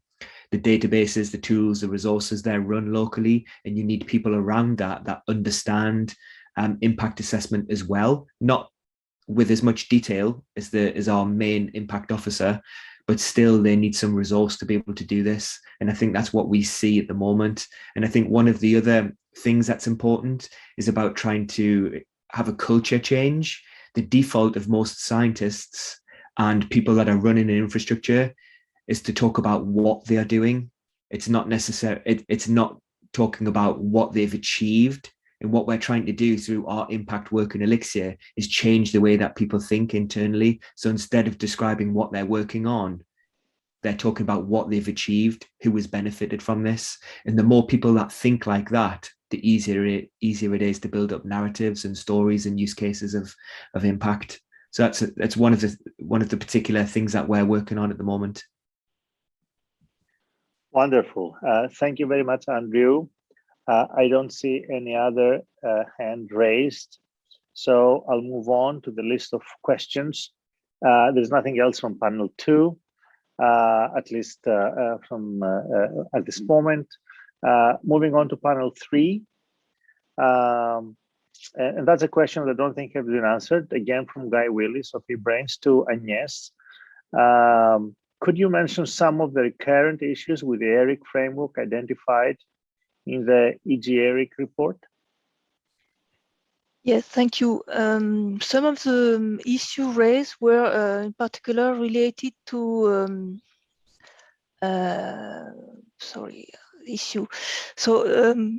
first of all, an overall lack of overview or insufficient overview and governance of the ERIC in general, the implementation of the ERIC, both by the Commission and by several countries, with some, on the contrary, very good best practice example by some countries that are really monitoring the implementation of the ERIC. So that was a general statement. More specific to the ERIC legal framework, not always a favorable employment frame compared to some other EU, for example, joint undertakings. Recruitment will be made on a basis of European contracts, while in the context of the ERIC, the recruitment will be based on the, for example, of the national law of the statutory seats or of the different nodes. So it means that if you want to encourage mobility within, for example, within a distributed ERIC, or if you want to encourage mobility between ERICs, it's not so easy in the current context. Other issues that were raised by the expert group was, in some cases, difficulty to implement VAT exemption. And this is in particular the case also on the in-kind contribution, VAT exemption in the context of in-kind contribution, because not all the country and have the same interpretation of what is possible under the ERIC regulation. Also, and that's also specific to more ERIC distributed infrastructure, sometimes limited government's effective commitment on distributed operations, and this affects the long-term sustainability. Another, which is also, I believe, it's quite relevant for more targeting distributed ERIC, is a kind of ambiguity when you involve the ERICs in EU project and partnership. So who will be member of a project? Is that the ERIC or some of the nodes or legal entities involved in the ERICs? So that sometimes we end up with some competition between the different components of the ERICs. Also, for the still on distributed ERICs, difficulty to connect the center, the central hub, to the periphery. Sometimes you have a good connection between the ERIC and some national nodes, but if you go to the further periphery of the ERICs, there's some work, attention to be taken by the ERICs. And last, but that I've already mentioned, that the ERIC are quite attractive to third countries to contribute to the ERIC, but there is still a difficulty to have their formal participation in the ERIC as a full member. And I think I've covered more or less all the points, most of the points. Thank you, Agnes. Don't go away because many other questions are again targeted primarily for you. But John, you have something complementary to what Agnes said. Yeah, I just wanted to add, as I did in the chat, that each ERIC has a slightly different experience with these kind of problems. In the case of ESS, as I mentioned in my presentation, we didn't have much difficulty persuading staff to be mobile, even though they were part of the Swedish social security system. The major concerns were for will my partner be able to find a job? Will my children work well in Swedish schools? And there's nothing you can do about that. Those go with the location. But we did have very big issues with moving equipment between European countries, because the VAT exemption, which is in principle embodied in the ERIC regulation, is not clearly understood by all countries to apply to contributions from a different nation to the ERIC. So even though we were clearly not paying VAT on anything in the host country, many of the people building equipment and then sending it to ESS found that they were getting tax demands. Now, that's a problem for a large single-sited research infrastructure, but it may not be an issue at all for a distributed one with a focus much more on data. And so I think the ERIC Forum is a really good resource for new research infrastructures to learn from the experience of others in establishing an ERIC or establishing another legal structure and what the challenges are. Thank you very much, John. Continuing on with questions, again, with respect to, actually, let me ask for a question that just came in. It's for Agnes and the entire panel, but it's more related to what was just said. How does it work for an ERIC housed within a university for rooms and services? Is there a negotiated overhead or rent paid to the university? Does the university provide HR services regarding contracts and payroll? This is from Jennifer Simmons of Guide. I don't know, Agnes or who else may want to pick this one up. I can start with. Please, yes. So I think it really depends on the individual ERICs, how it works, and what is here we are referring mainly for the central host. There is some additional contribution from the statutory seats, and then it's at the level of the country hosting the ERICs to see how this in-kind contribution will be arranged. And indeed, I don't have specific information when in the case it's a university, but there must be some agreement between the ERIC legal seat and the in-kind contribution at a national level. And yes, John, and then Federico. John? Yeah, I think as you said, it's very important to have a proper legal framework, including a valuation of these services, because if they are regarded as an in-kind contribution from one of the members, then the others need to agree to the value of that. And it must be fair.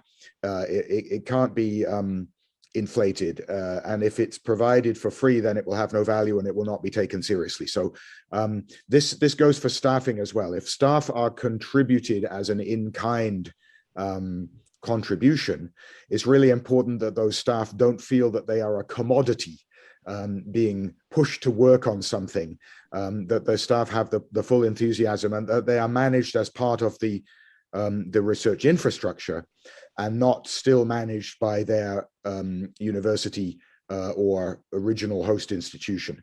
Otherwise, it will become impossible for the research infrastructure management to create a cohesive team. So you really need the people, if they are seconded staff or contributed, to be part of your team. And if there are services provided by the university, like IT, then there needs to be a clear level of service and an expectation about how quickly problems are solved and how much effort is provided. Otherwise, this will be an endless source of disagreement and unhappiness. And we don't want that. Federico, please. I can have it anyway. Yes, as always with John, we fully agree, because we organize our hosting agreement with Italy and Germany to host the headquarters in Bologna and the Science Data Management Center in Berlin. And again, these two buildings have been, let's say, provided to us for free by here in Italy, INAF and the University of Bologna, and by DESI in Germany. And these are grants that they attributed to the observatory construction beyond their in-kind contribution. So in some sense, then they also pay for all the consumption, electricity, etc., because these are specified in the hosting agreement. So my suggestion is exactly as John was saying, specify this item on the hosting agreement very clearly, because it is very important and will grant the operation of your organization for the future. And this works, I hope. Sounds good. Thank you, Federico. Now, from earlier, there were two questions by Pierre Mounier of Operas to Agnès.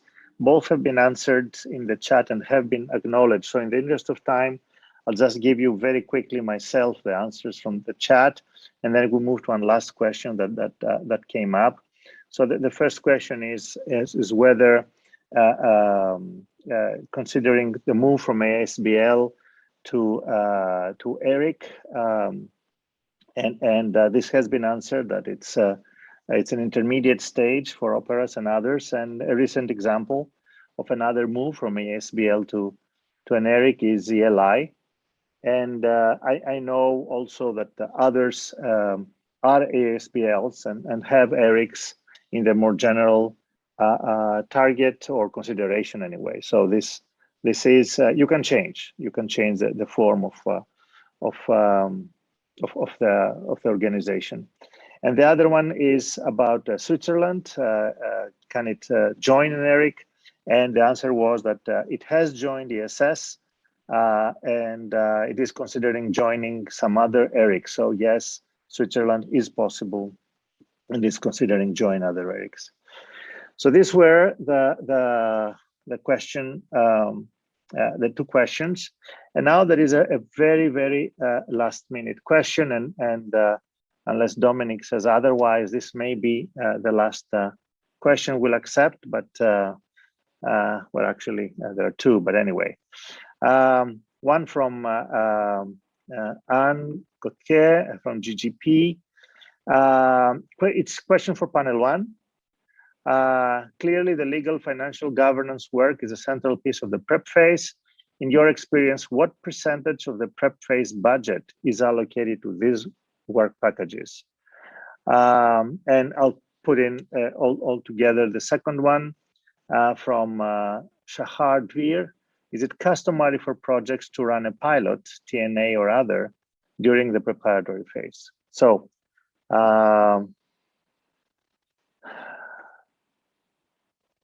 Dominic and then Anchi. Thank you, Yanis. Well, at a more general level, as I mentioned in my presentation on the question on the percentage of the work packages, it really depends what kind of activities you will decide to put in the preparatory phase. So if it's the nominant part of your activities, it may take up more of the budget. If you have other means of financing that kind of work, then you may focus on some other elements for the work packages and for the balance of the budget. Now, on the second question for pilot access, this is not a cost that would be eligible under the preparatory phase project. So the preparatory phase project would not reimburse funding of access. However, of course, during the preparatory phase, if your consortium is providing some access based on another project that you have, for example, an integrating activity that you already have running, then of course it may be possible that your research infrastructure will already provide some access to users at that level, but not as a part of a preparatory phase project funding. Thanks. Thank you, Dominic. Anya?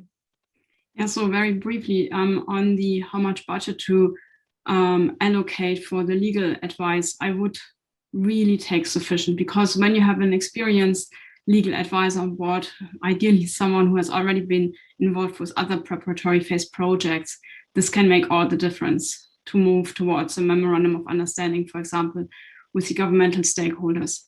Regarding the pilot, of course, it's not funded, but for building the community and the stakeholder commitments in neurobiomaging, this was essential. And we were in the lucky position that the community across Europe did an in-kind pilot in 2012-13, demonstrating that neurobiomaging can work, that the business plan of neurobiomaging can be implemented, and that the people are really enthusiastically behind. And this made the difference to get then the ministries on board. So if you have that possibility, go for it. Thank you, Anya. I don't see any other hands raised or any other questions raised. So I think I'm glad to wrap up this Q&A question and pass it back on to you, Dominic, for Yana. Thank you very much.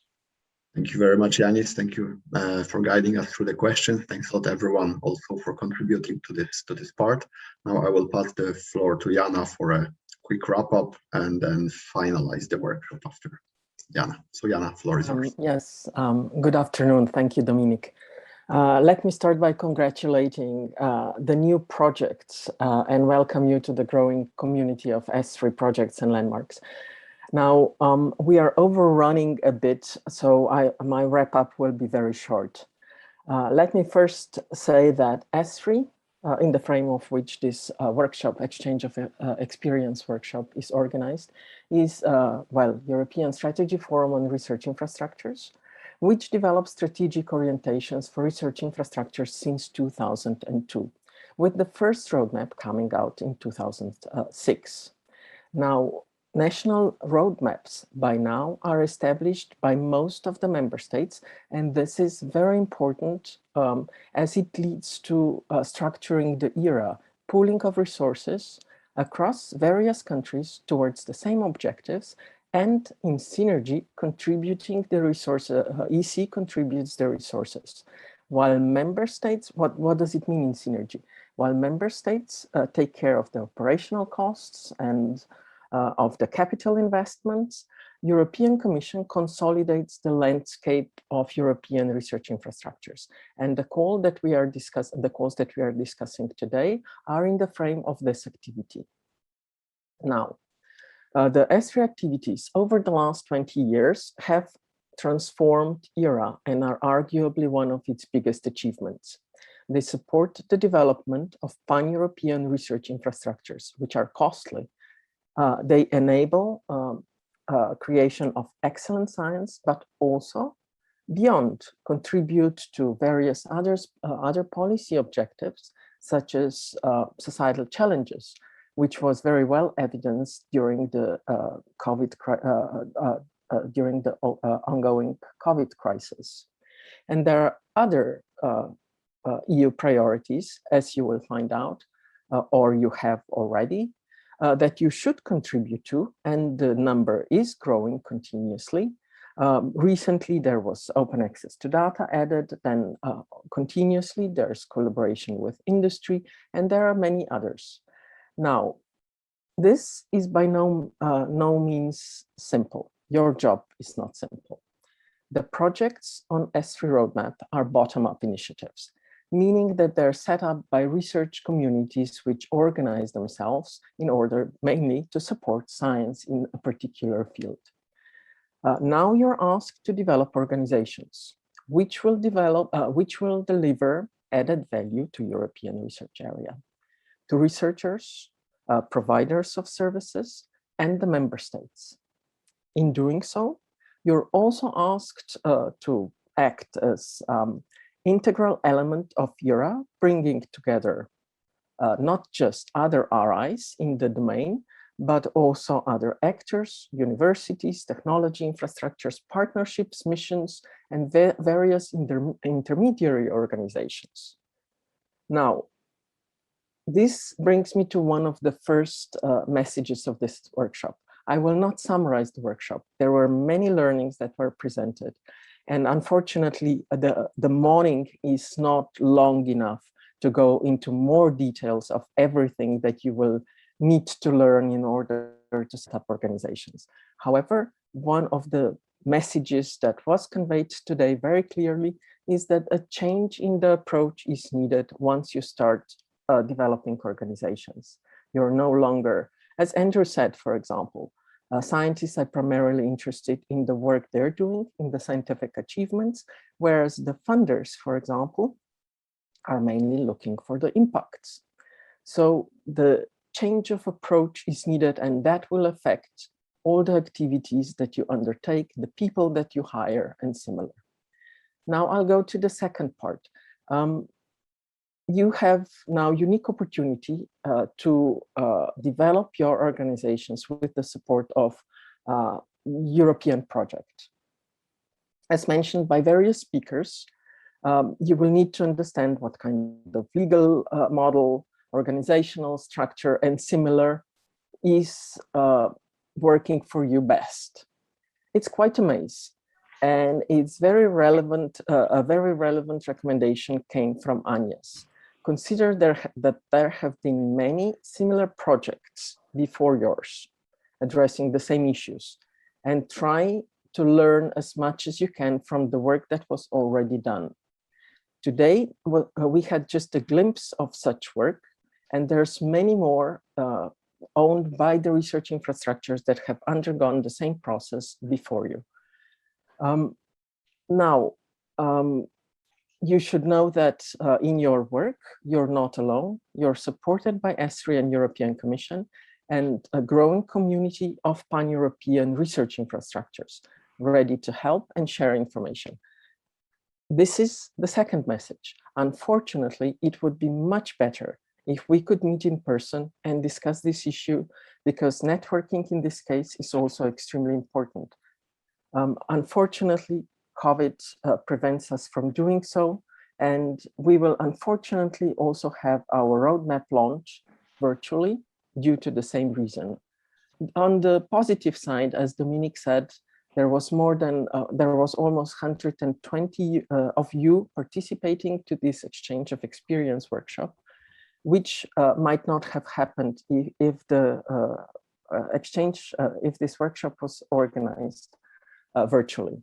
Let me conclude by thanking the speakers and moderators, ESFRI and ESFRI, European Commission, and STRESFRI for their contribution to this event, and everyone for vivid exchange in the chat.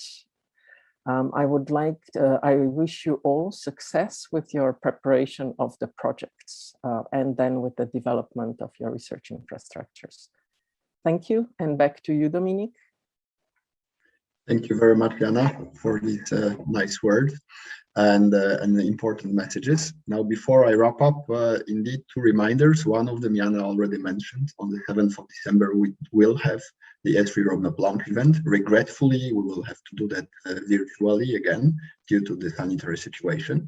Nevertheless, we are currently finalizing the agenda, and all the new projects will have an opportunity to have short presentation of your planned RI. So we will be very soon in touch with you, and please gear up for that. The second reminder is that, as you are well aware, with all the projects that are subject of these 2 calls, we have organized bilateral meetings between the project, the commission, and also the relevant colleagues from ESFRI. And so we will be meeting within the next days with all of you in different configurations, and this will certainly be an opportunity also to go a little bit deeper into some of the issues that are of your most concern or highest interest, or possibly very targeted questions. So this will certainly be also a very good opportunity to further interact.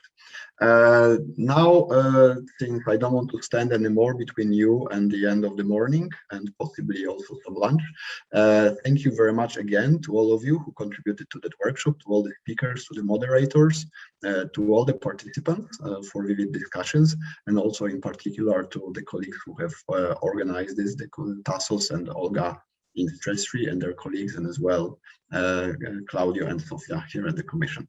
So let's switch on the cameras, wave to each other, and I wish everyone a very nice afternoon.